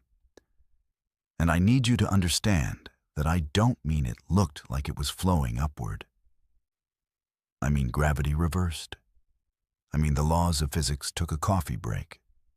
And in those 111 seconds while the world ran backward, something old and patient made very clear that there are places humans aren't supposed to be, and consequences for ignoring that. I'm a physics teacher, high school level, nothing fancy. But I know enough to understand what's possible and what isn't. I'd taken a group of students on an educational trip to Olympic National Park, 14 juniors and seniors, all kids from my AP physics class who'd been studying fluid dynamics and gravitational forces. Duc Falls was supposed to be a practical demonstration. A 48-foot waterfall dropping into a narrow gorge, perfect for discussing velocity, pressure, and energy conversion. The hike was only 0.8 miles, easy trail, family-friendly, and we'd timed our arrival for late morning when the light would be perfect for observation and photography. We reached the viewing platform at 11:07 a.m. I remember checking my watch because I wanted to give the students exactly 15 minutes to take measurements, make observations, and complete their worksheets before we hiked back for lunch. The falls were spectacular. White water crashing down into that narrow canyon, mist creating rainbows in the sunlight. The constant roar that makes you raise your voice to be heard. Everything was exactly as it should be. Gravity pulling water down, physics behaving predictably, the universe following its own rules. At 11:11 a.m., everything stopped making sense. The sound changed first. That constant roar of falling water shifted, deepened, became something else. Not a crash, but an inhale, like the gorge itself was breathing in. Several students noticed it at the same time, looking up from their worksheets with confused expressions. Then we saw it. The water wasn't falling anymore. It was rising. Not misting, not spraying, but flowing upward in a solid column, defying gravity completely, climbing back up the cliff face it had just descended. I stood there frozen, my clipboard forgotten, watching 48 feet of water reverse direction. The flow was smooth, controlled, like someone had taken a video of a waterfall and played it backward. Except this was happening in real time, in front of 14 students and me, with no cameras, no tricks, no explanation. Fish that had been swimming in the pool below were floating upward through the air, still moving their fins, still trying to swim but doing it through atmosphere instead of water. One landed on the viewing platform at my feet, gasping and thrashing. And when I bent down to pick it up, I felt it. Gravity was wrong. Not absent, but reversed. I could feel the pull upward against my body, like the earth was pushing instead of pulling, and I had to grip the railing to keep from lifting off the platform. The students started panicking. A couple of them were screaming, one was crying, and I was trying to be the adult, trying to stay calm and rational. But I couldn't explain what we were seeing. My entire understanding of physics, everything I'd spent 15 years teaching, was being violated right in front of me. Water doesn't flow upward. Objects don't fall toward the sky. Gravity doesn't reverse. These aren't theories or suggestions. These are laws, fundamental forces that don't just stop working because they feel like it. Then one of my students, a girl who'd been standing closest to the falls, started walking toward the water. Not casually, walking like she was being pulled, like she didn't have control of her legs anymore. Her eyes were open but unfocused, and she was saying something I couldn't quite hear over the sound of the reversed waterfall. I grabbed her arm, tried to pull her back, and she turned to look at me with this expression I'll never forget, not scared, not confused, but blissful, like she was hearing the most beautiful music in the world, and all she wanted was to get closer to the source. "It's calling," she said, her voice dreamy and distant. "Don't you hear it? It wants us to cross. It wants us to go through." I looked at the waterfall, at that impossible upward flow, and I saw something I hadn't noticed before. Behind the curtain of rising water, there was a space, a gap in the rock face that shouldn't exist, a darkness that looked deeper than geology should allow. And in that darkness, something was moving. Not water, not fish, but shapes that had geometry wrong. Forms that hurt to look at because my brain couldn't reconcile the angles. Couldn't make sense of what should be solid and what should be void. 2 more students started moving toward the falls, all of them with that same blissful expression, that same sense of compulsion. I was screaming at them to stop, physically holding back the first student, and the other kids were trying to help, forming a human chain to keep our classmates from walking into the reversed waterfall. And all the while, I could feel the pull intensifying. Not physical pull, but mental. like something was reaching into my thoughts and suggesting very politely that I should let go, should stop resisting, should just walk through that curtain of impossibility and see what was waiting on the other side. At 11:13 a.m., exactly 101 seconds after it started, gravity snapped back to normal. The water crashed downward with a sound like thunder. The fish in the air dropped, and the 3 students who'd been trying to reach the falls collapsed like puppets with cut strings. The darkness behind the waterfall was gone. Just normal rock, normal geology, normal reality. But the student I'd been holding, the first one who tried to walk into the falls, wasn't speaking English anymore. She was making sounds. Complex, structured sounds that had the rhythm of language, but weren't any language I recognized. The syllables were too long. The consonants were in combinations that shouldn't work with human vocal cords. And her face was contorted with the effort of producing sounds we're not biologically designed to make. One of my other students, the one who'd been taking a Native American Studies course, grabbed my arm and whispered, "That's Quinault. Old Quinault. I think she's saying, 'This is not your place,' over and over." We got the kids off that trail faster than I've ever moved a group of teenagers. Half carried the 3 who'd been affected, with them fighting us the whole way, trying to turn back toward the falls.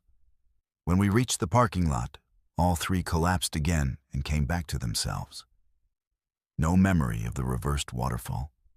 No memory of trying to walk into it. No memory of the last hour.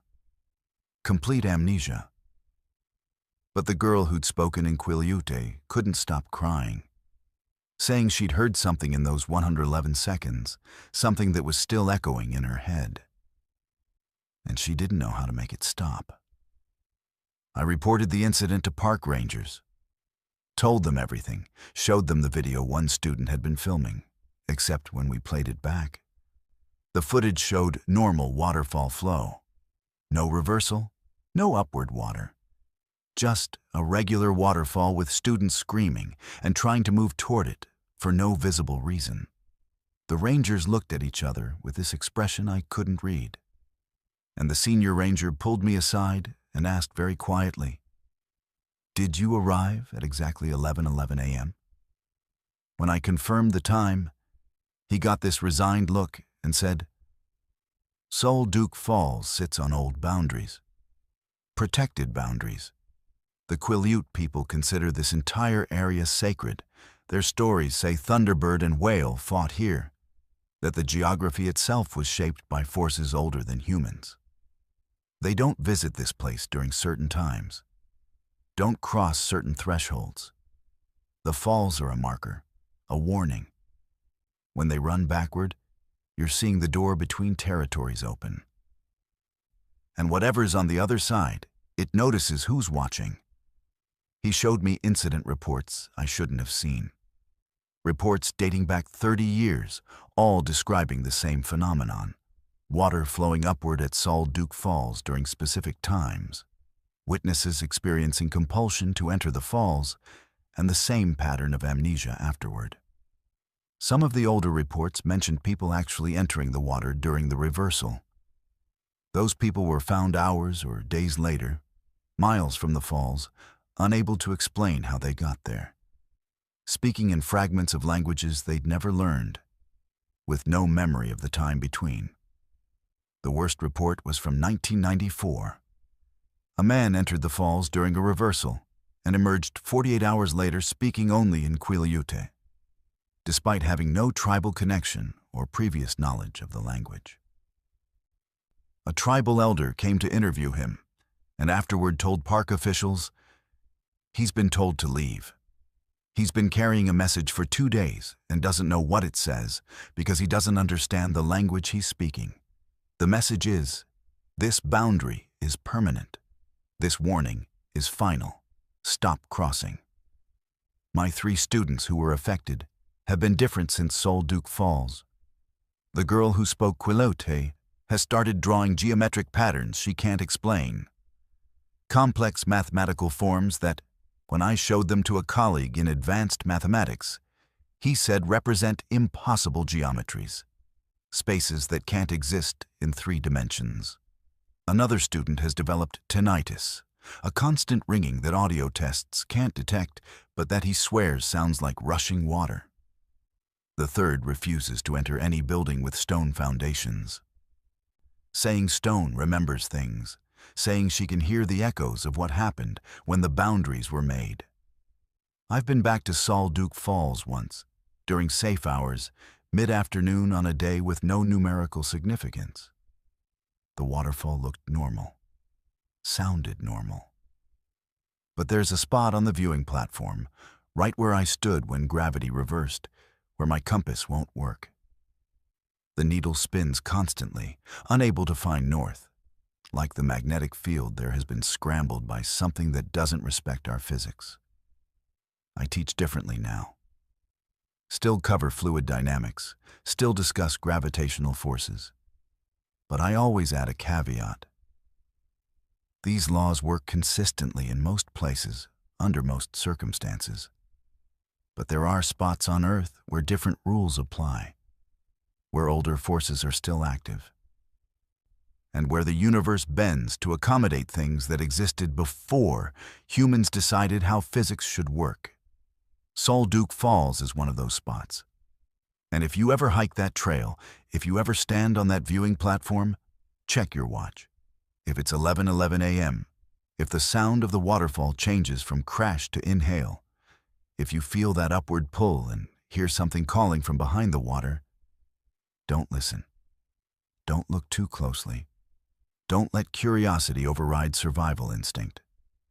Because the thing behind the reversed waterfall isn't evil or malicious. It's just territorial.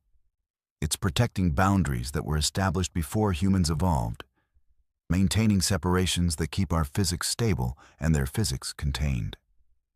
And it has very clear rules. You can look once during that brief 111-second window when the door cracks open.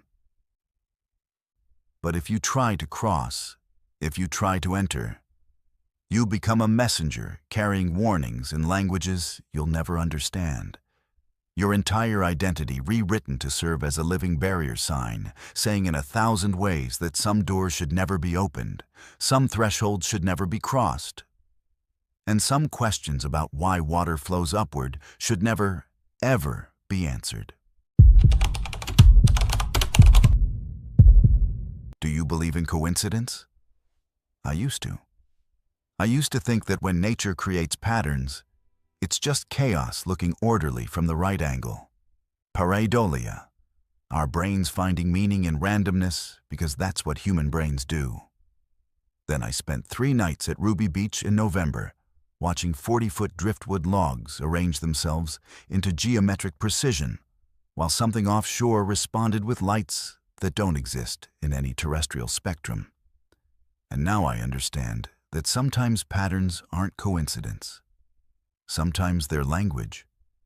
And sometimes, when you witness a conversation between the land and the sea, you realize humans were never supposed to be part of that dialogue.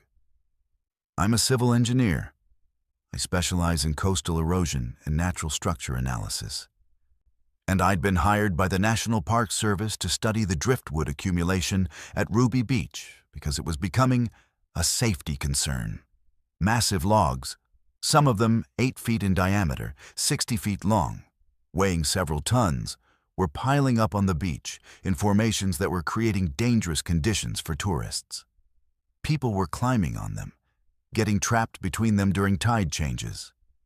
And the Park Service wanted to know if the patterns were stable or if they needed to implement controlled removal. I set up my equipment on November 15th. Survey markers, time-lapse cameras, structural analysis tools, the whole works. Ruby Beach is stunning in that raw Pacific Northwest way. Black sand, sea stacks jutting out of the water like broken teeth, and driftwood everywhere, bleached white by salt and sun, creating these massive skeletal structures that look like the bones of prehistoric creatures. During the day, it's beautiful, At night, it's something else entirely. I was camped on the cliff overlooking the beach, monitoring my time-lapse cameras, when I first noticed something was wrong. This was around 11 p.m., low tide, moon about 3/4 full. I was reviewing the day's footage, and I noticed that the driftwood configuration had changed since my last survey 6 hours earlier. Not just shifted slightly, completely rearranged. Logs that had been parallel to the waterline were now perpendicular. A pile that had been chaotic was now stacked in precise, alternating layers. And in the center of the beach, 40 or 50 logs had been arranged in a spiral pattern maybe 60 feet across, each log positioned with mathematical precision. I assumed vandalism at first. Teenagers with too much time, some art installation I hadn't been informed about. But when I hiked down to the beach with my flashlight to document the configuration, I realized that was impossible. These weren't small logs. These were multi-ton pieces of old-growth cedar and Sitka spruce, some of them so waterlogged they were barely buoyant. Moving them would require heavy equipment, cranes, winches, multiple vehicles. And there were no tire tracks in the sand, no footprints except the scattered marks of daytime tourists. The logs had been moved, but there was no evidence of how or by whom. I took detailed photographs, measurements, and structural notes. The spiral pattern was perfect.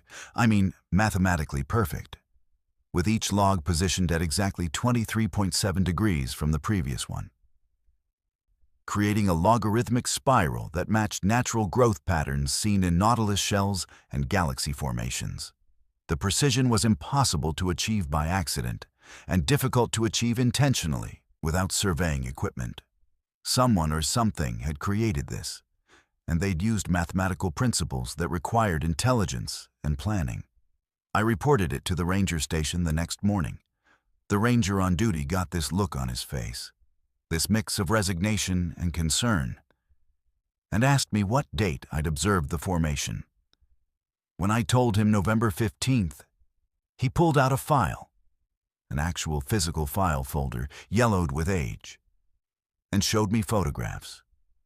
Similar driftwood formations at Ruby Beach, documented in 2003, 1978, and 1952. Always in November, always in spiral patterns, with that same 23.7-degree spacing. Always appearing overnight, with no explanation. "We don't publicize this," he said quietly. "We don't want to encourage people to come looking for it. But every 25 years or so, the driftwood at Ruby Beach does this. Arranges itself. And something happens offshore. Something that the Coast Guard investigates and then classifies and then never talks about again." He showed me the Coast Guard reports. Heavily redacted, but the basics were there. November 1952. Multiple fishing vessels reported massive bioluminescent display offshore from Ruby Beach. Organized patterns of light moving in formation, something large breaking the surface. November 1978. Commercial shipping reported sonar contact with object too large to be any known marine life, moving in patterns that matched driftwood spiral on beach. November 2003. Navy submarine detected acoustic signals matching no known marine mammal, originating from depth exceeding any recorded biological activity, with signal pattern repeating every 23.7 seconds. "We think it's communication," the ranger said. "We think something offshore is responding to the driftwood patterns, and we think whatever it is has been doing this for a very, very long time." I should have left. Should have told the Park Service this was outside my area of expertise and recommended they contact marine biologists or whoever investigates potential first contact scenarios. But I'm an engineer. I solve structural problems. I analyze patterns. And this was the most fascinating pattern I'd ever encountered. So I stayed. Night 2 November 16th, I set up additional cameras focused on the offshore area. With telephoto lenses and low-light sensors, I wanted to document whatever was creating the bioluminescence, wanted to capture evidence of what was responding to the driftwood signal. Around midnight, the fog rolled in. Thick, wet fog that reduced visibility to maybe 20 feet. I couldn't see the ocean anymore, couldn't see the driftwood formations, could barely see my own equipment. And then the light started. At first, I thought it was phosphorescence in the waves, the natural bioluminescence you sometimes see in ocean water. But these lights were too bright, too organized. They were pulsing in patterns, rapid sequences that repeated every 23.7 seconds, matching the spiral mathematics from the driftwood. And they were moving in formation, multiple light sources coordinating their flashes like synchronized signals. I grabbed my camera and started filming, my hands shaking with excitement and something else. Something that was starting to feel like fear. The fog began to glow, not from reflected light, but from within, like it was charged with electricity. I could see shapes moving through it, massive shapes, whale-sized or larger. But the geometry was wrong. Too many fins, too much symmetry, movements that were too precise to be natural animal behavior. And the sounds, oh God, the sounds.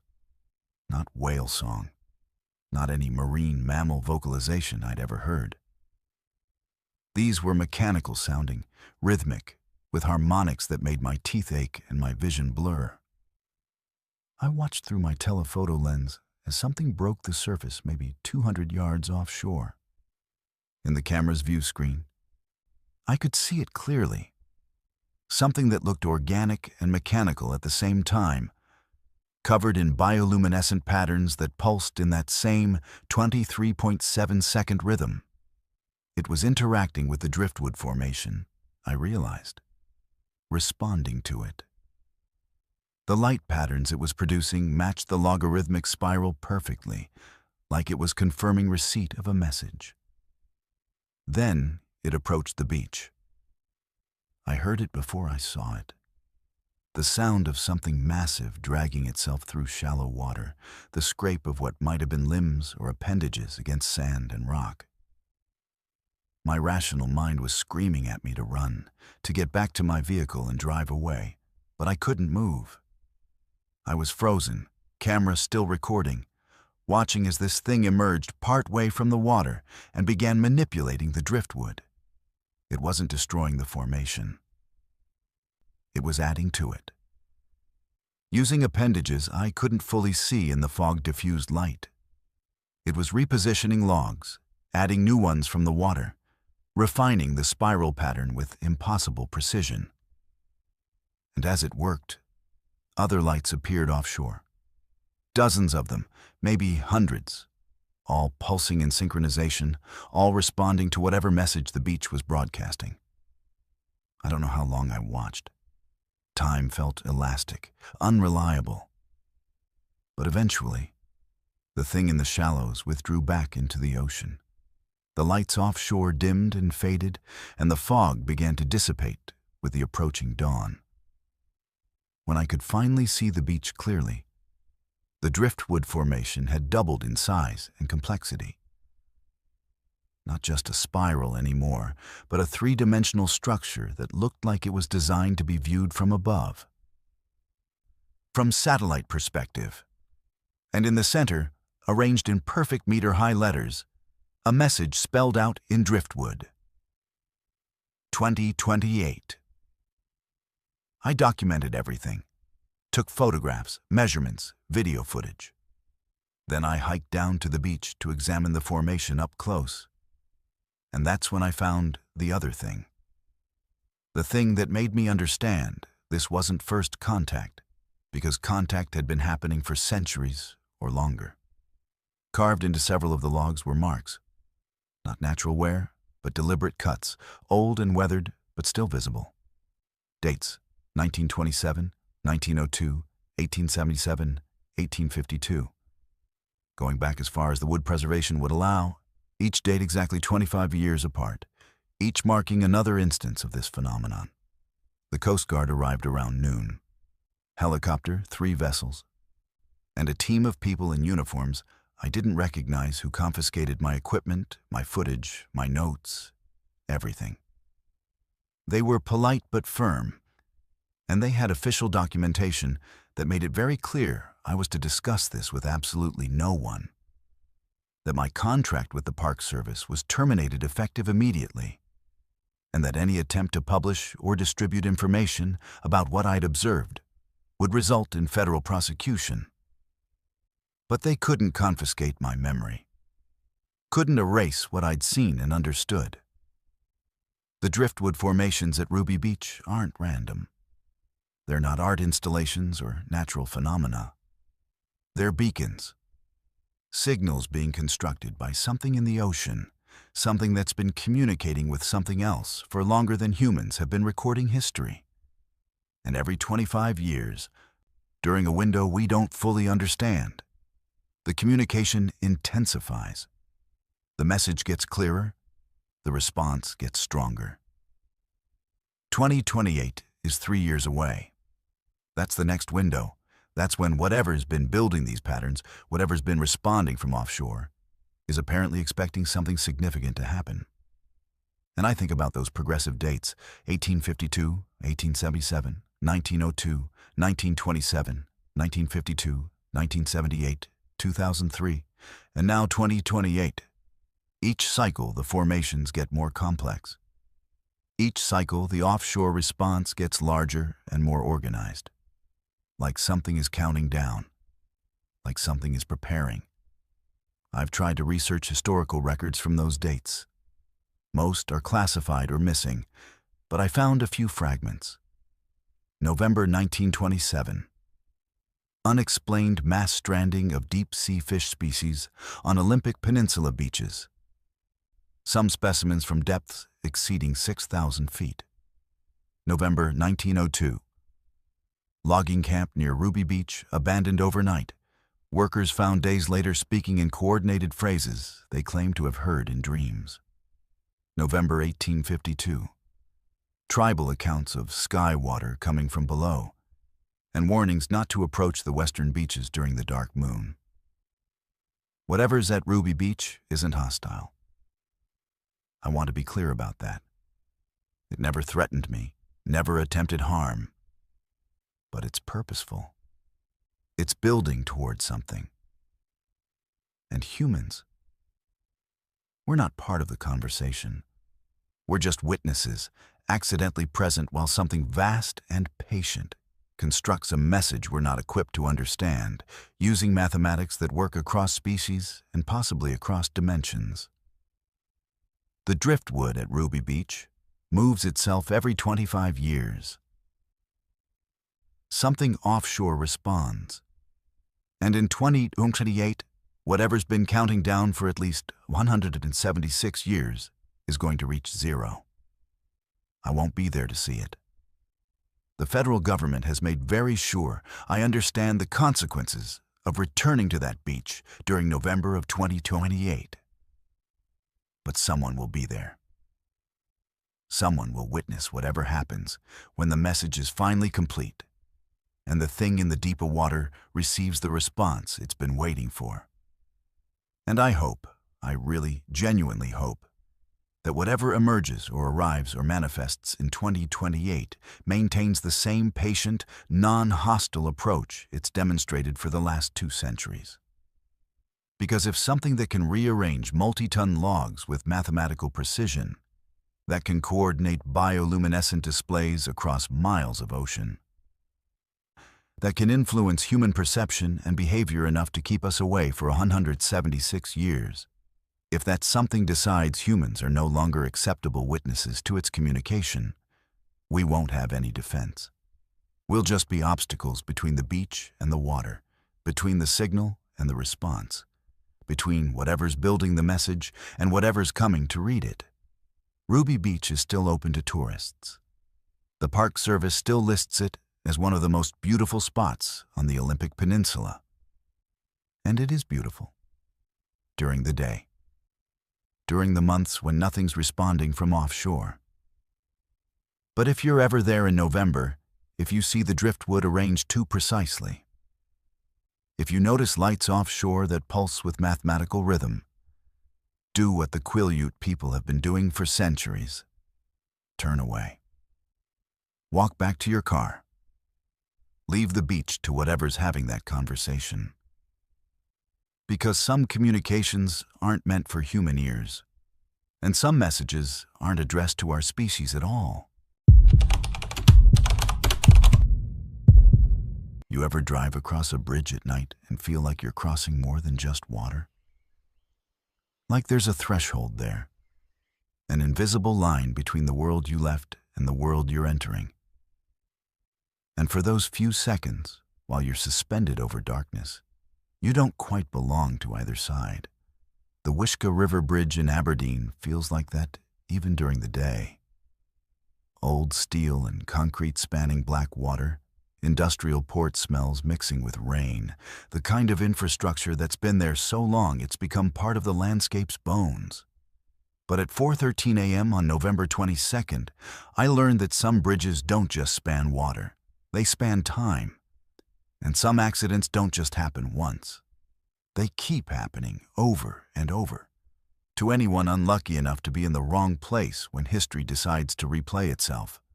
I'm a long-haul trucker.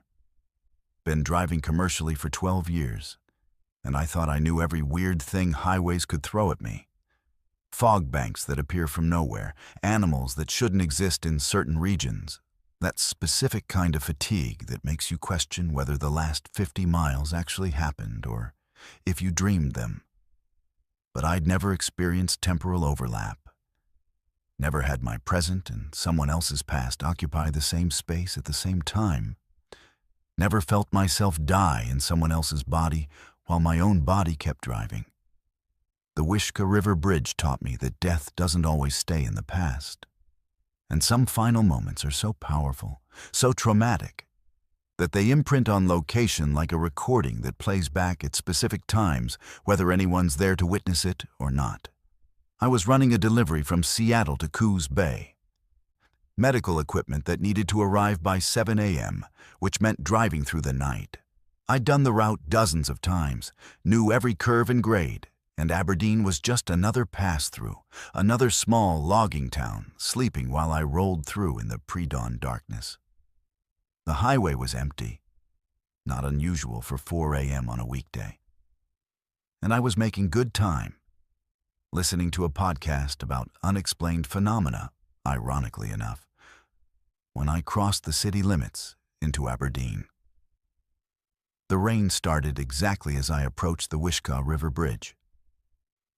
Not gradually. 1 second the road was dry, the next second I was driving through a downpour so heavy my wipers couldn't keep up. And it was cold rain, the kind that turns to ice on contact with cold surfaces. And I felt my rig shudder slightly as the tires lost friction. I slowed down, checked my mirrors, adjusted my following distance even though there was nobody behind me, doing everything by the book because ice and 18-wheelers are a combination that demands respect. My CB radio crackled to life. Static first, then a voice, distant and broken. "Bridge, 413, he's coming. Wrong lane. Watch the..." More static, then silence. I tried to respond, asked for clarification, but got nothing. Probably someone miles away, signal bouncing weird off the atmosphere, nothing to worry about. But something about that voice, about the urgency in those fragmented words, made my skin prickle. I checked my dashboard clock, 4:11 a.m.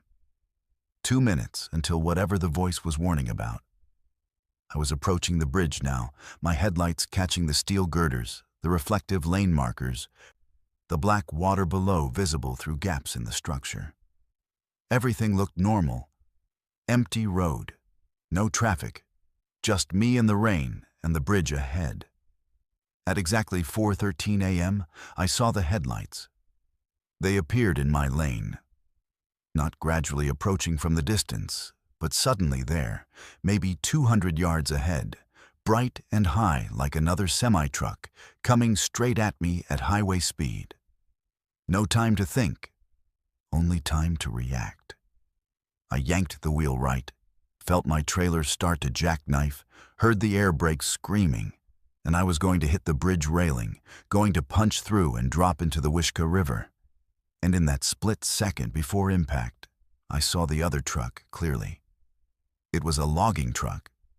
Old style, 1970s cab, long hood, chrome stacks, and the driver was visible through the windshield.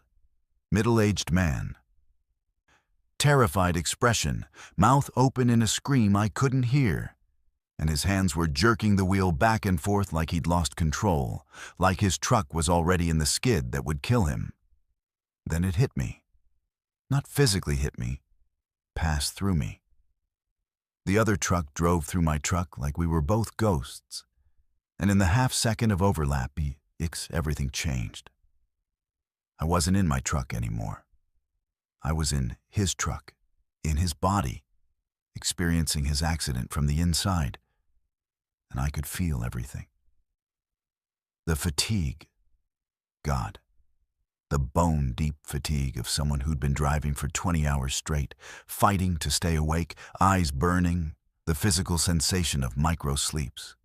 Those tiny gaps in consciousness that you don't even notice until it's too late. The cold, not from weather, but from adrenaline. From the horrible understanding that you've made a mistake you can't take back. The wheel in my hands was too light. The feedback was wrong, and I was overcorrecting, yanking it right to avoid hitting something. But the trailer was sliding on ice, physics taking over, momentum that couldn't be stopped. I felt the bridge railing hit. Felt the metal give way, felt the horrible lurch as the trailer pulled the cab sideways and then over. Felt the brief weightlessness of falling. And I was screaming, trying to tell myself this wasn't real, wasn't happening to me. But every nerve in my body was experiencing it as absolute reality. The impact with water was crushing. Cold, darkness flooding in through windows that shattered, and I was trying to get my seatbelt off, trying to reach the surface.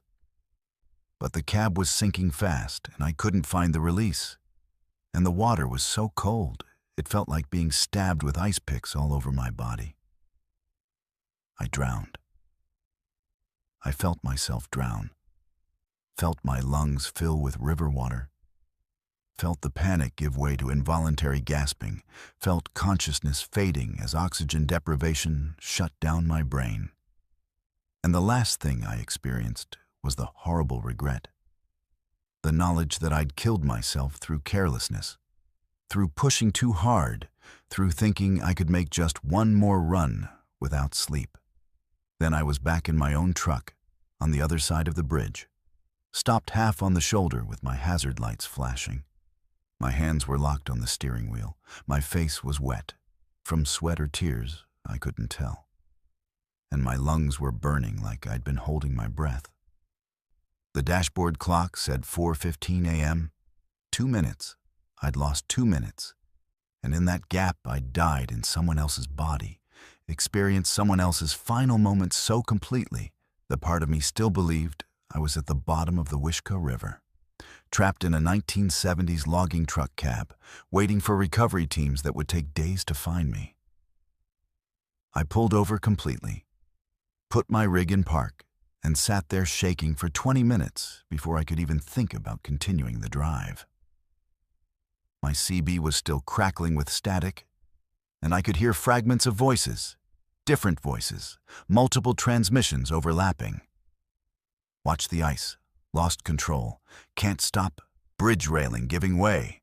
They were all describing the same accident from different perspectives, different years maybe, all of them trapped in that 4:13 a.m. window, replaying their deaths over and over.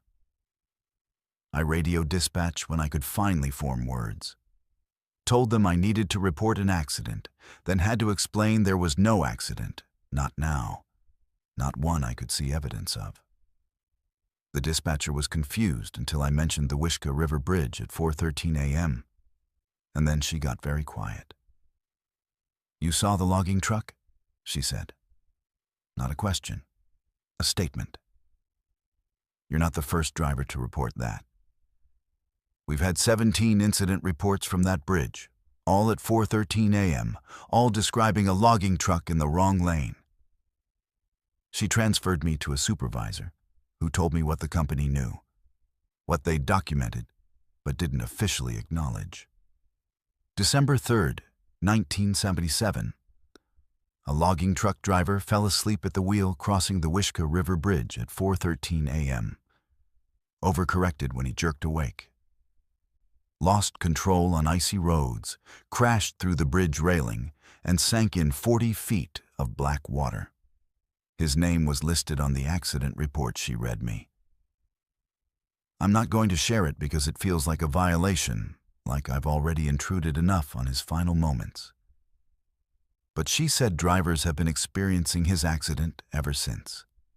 Seeing his truck, feeling the impact, sometimes, like me, living through his death from the inside.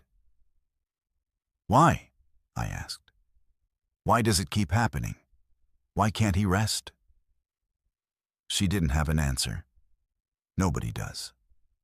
But she said the pattern is consistent. Drivers who are fatigued, who are pushing themselves too hard, who are in a similar mental state to what he must have been in. They're the ones who experience the full phenomenon. Like his death is a warning. A message from 1977 saying, "This is what happens when you drive exhausted. This is what the last seconds feel like. This is the price of pushing just a little bit further." I made my delivery to Quinault Bay 3 hours late. Told my dispatcher I needed time off, needed to process what happened. She approved it without question. Apparently, every driver who experiences the Wishkah River Bridge phenomenon needs recovery time, needs space to remember that they're alive, that the drowning they felt wasn't real, that they made it across when someone else didn't. But here's what haunts me, what keeps me awake even though I'm not driving anymore. In those 2 minutes when I was him, when I was experiencing his death, I felt his regret. Not just about falling asleep, not just about the accident, but deeper regret. Missed moments with family, conversations he'd put off, the assumption that there would always be more time. And I felt his desperation to communicate, to warn, to make his death mean something by preventing other deaths. I think that's why he's still there. I think his final moments were so powerful, his desire to warn others so intense, that he imprinted himself on that bridge, turned his death into a teaching moment that replays for anyone who needs to learn the lesson he learned too late. He's not a ghost in the traditional sense. He's a message, a warning, a moment of pure, concentrated consequence that exists outside normal time, waiting at 4:13 a.m. for drivers who are making the same mistakes he made. I drive different now. I stop when I'm tired. I pull over when I feel that microsleep starting. I turn down loads that would require pushing too hard, driving too long, cutting safety margins too thin. Because I've felt what happens when you don't. And I've experienced firsthand that death isn't always an ending. Sometimes it's a loop, a moment repeated infinitely. A final lesson that teaches itself over and over to anyone who needs to learn it. The Wishkah River Bridge is still there. The ice still forms on cold November nights. And at 4:13 a.m., if you're crossing that bridge while exhausted, while pushing yourself past safe limits, you might see headlights in your lane. You might feel the impact that isn't happening to you, but happened to someone else 47 years ago.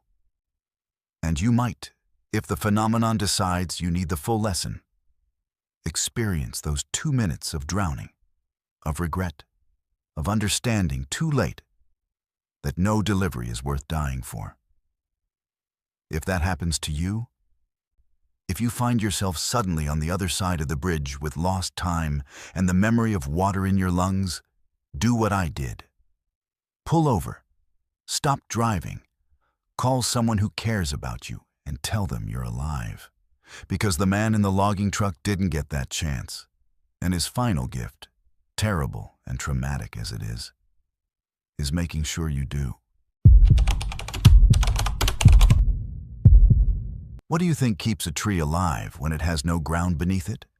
I'm talking about a real tree, a full-grown Sitka spruce with a trunk thick as a car.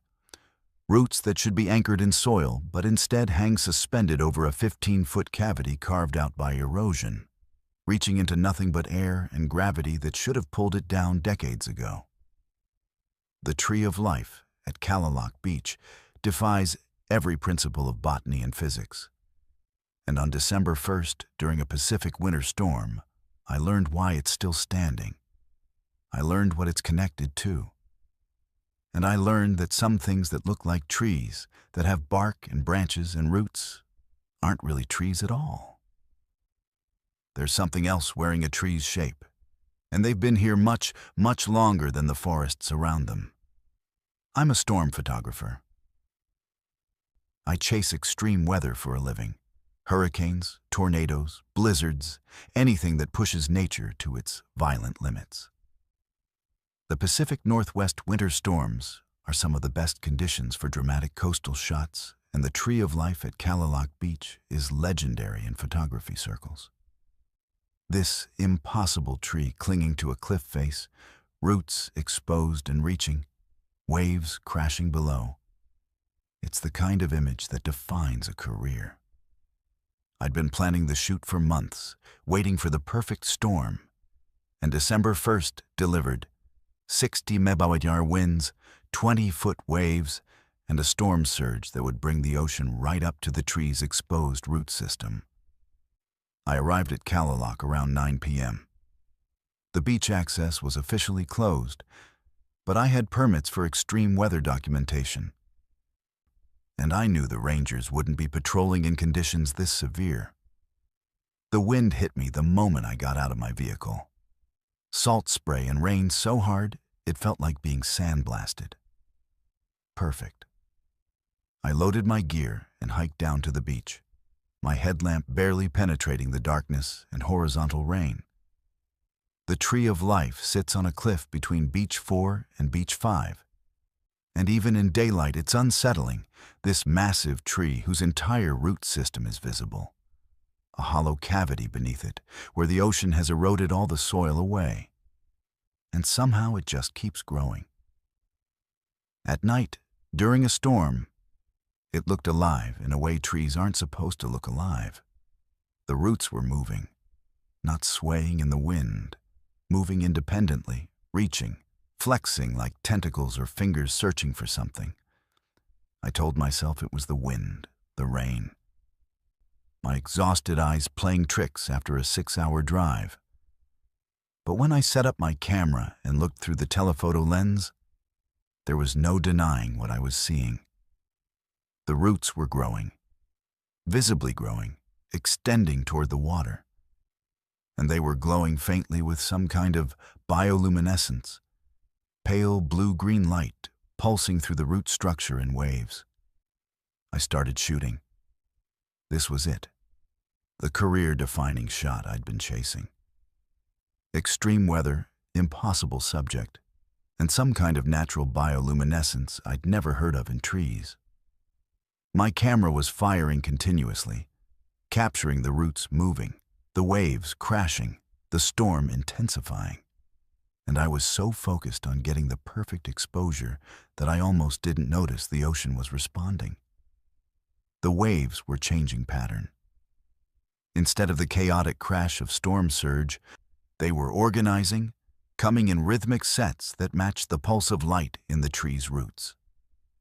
And in the wave crests, visible even through the rain and darkness, there was bioluminescence. Not the scattered pinpoint light of plankton, but concentrated sources. large shapes moving in formation beneath the surface, coming closer with each wave. The tree's roots extended into the water.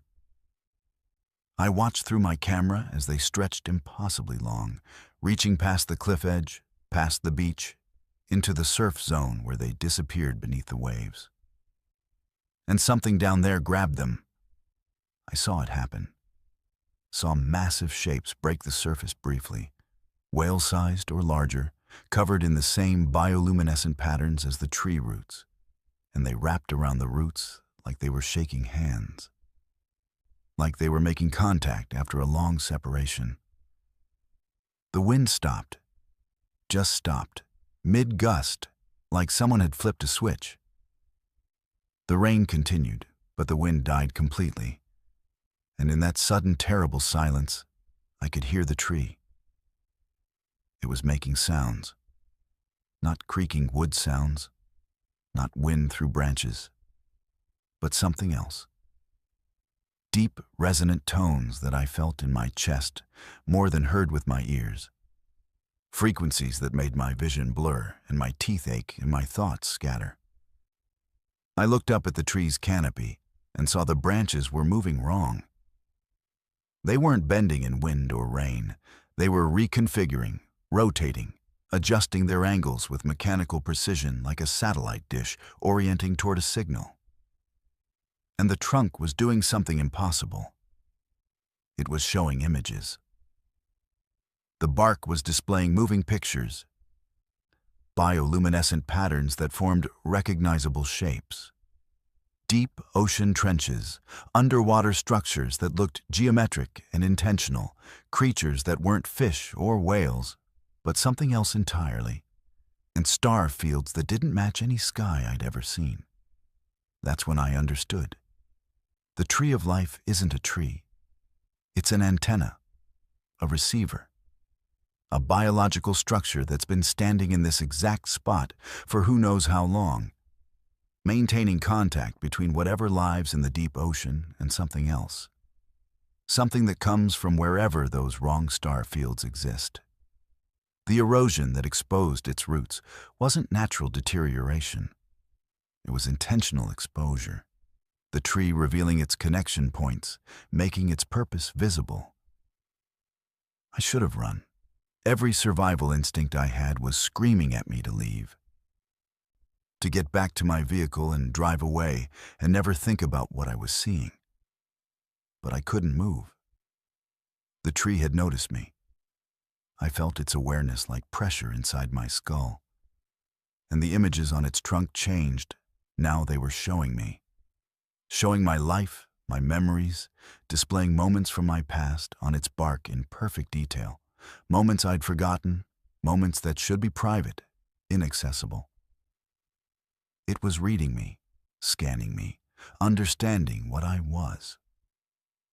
The roots that had extended into the ocean began pulling back, and they weren't empty. Something was coming up with them, something that had attached itself to the root system, climbing toward shore. I could see it in brief flashes when waves surged, massive tentacled forms covered in barnacles and scales and structures that didn't belong to any known marine life, pulling themselves up the roots toward the tree, toward the beach, toward me. I tried to run then, tried to grab my camera and equipment and get away, but I couldn't move my legs. I looked down and saw roots, thin, hair-like roots, growing out of the sand around my feet, wrapping around my ankles, my calves, connecting me to the beach, to the tree, to whatever network I'd stumbled into. And I could feel it. Feel the tree's consciousness, alien and vast. And through the tree, I could feel what was in the ocean, what was climbing up the roots, and beyond that, impossibly distant. Whatever the tree was communicating with in those spaces where the stars were wrong. I was drowning in information. Geological time flowing through my mind, seeing the continents drift, seeing ice ages come and go, seeing the tree standing in this exact spot through thousands of years of human history, always watching, always communicating, always maintaining the connection between ocean depths and cosmic depths. I saw what lives down there, in the Hadal zones beyond where any human has explored. Things that existed before complex life on land, things that have been patient and aware and waiting. And I saw what they're waiting for. Some celestial alignment, some configuration of stars and tides and planetary positions that happens rarely, that's coming soon. The roots released me. Just let go. I fell backward onto the sand, and when I looked up, the tree was normal again. No bioluminescence, no moving roots, no images on the bark. Just a tree hanging impossibly over a cavity in the rain. In the storm that had resumed its chaos as if it had never stopped. The things climbing from the ocean were gone. The awareness that had been pressing inside my skull was gone. But I was changed. I found my camera in the sand, salt water and rain, having destroyed it completely. No photos, no evidence. Nothing but my memory of what I'd seen, and the knowledge that I'd been scanned, catalogued, and judged by something that wears the shape of a tree, but thinks in frequencies humans can't process and maintains connections across distances our physics can't measure. I drove away from Kalaloch at 3 a.m., my hands shaking so badly I could barely control the steering wheel. When I got home and finally slept, I dreamed in images I didn't understand. Geometric structures underwater, mathematical formulas I've never learned. Star charts of constellations that don't exist in our galaxy. And when I woke up, I could still feel it. The tree's awareness, the ocean's awareness, the knowledge that I'd been marked as observed, that somewhere in whatever vast network connects the tree of life to the deep and the deep to the cosmic beyond. There's a record of me now. I've tried to research the tree, historical records, geological surveys, anything that explains why it exists, how long it's been there. Most records say it's a natural formation, 50 to 75 years old, slowly dying from exposure. But I found one account from a Quinault elder interviewed in 1923 who mentioned the watching tree at the beach that bends between worlds, and said it had stood in the same spot since before her grandfather's grandfather's time, which would make it at least 300 years old. She said approaching it during storms was forbidden, that the tree speaks to what lives in the midnight water, and what comes when it calls is not for human eyes. The tree is still there, still growing despite having no soil, still reaching toward something with roots that suspend in open air. And every winter, during the worst Pacific storms, there are reports of strange lights offshore from Kalaloch, of sounds that aren't quite whale song, of waves that move in patterns that don't match weather predictions. The Park Service doesn't comment on these reports.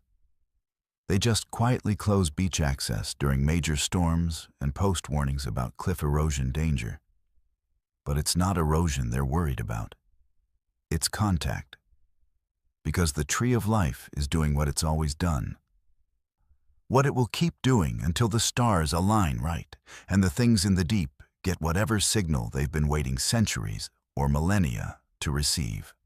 And when that happens, when the connection is complete and the communication finishes, and whatever's been dormant in the Hadal zones decides it's time to surface, that tree will be the anchor point, the beacon, the bridge between their world and ours. I still do storm photography, but I won't go back to Kalaloch, won't photograph that tree again. Because once you've felt its awareness, once you've been scanned and catalogued and marked as a witness, you understand that some natural wonders aren't meant to be captured or explained or appreciated. They're meant to be warnings. Signs at the threshold saying clearly that you're standing at the edge of something vast and patient and utterly indifferent to human existence. The tree of life grows without ground because it's rooted in something deeper than soil. It reaches towards something further than sky.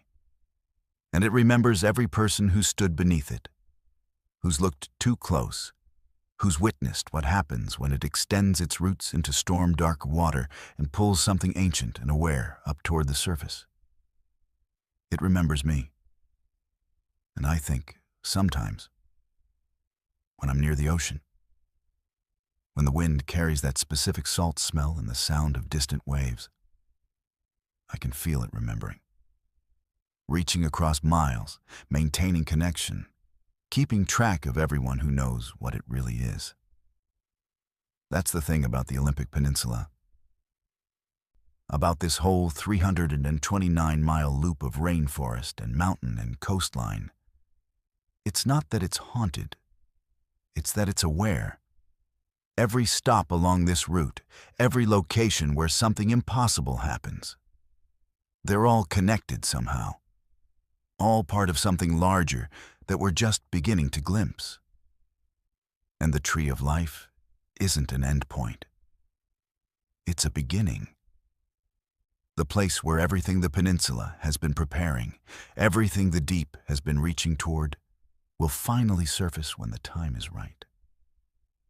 I don't know when that will be. But the tree knows. And it's still growing, still reaching, still waiting with patience that measures time in centuries, in geological epochs, in stellar cycles beyond human comprehension. Still waiting to complete the connection it's been maintaining since before humans walked these shores. And when it does, everyone who's been marked, everyone who's witnessed something along this haunted loop, will feel it. We'll know. And we'll understand, too late, that we were never the observers. We were always the observed.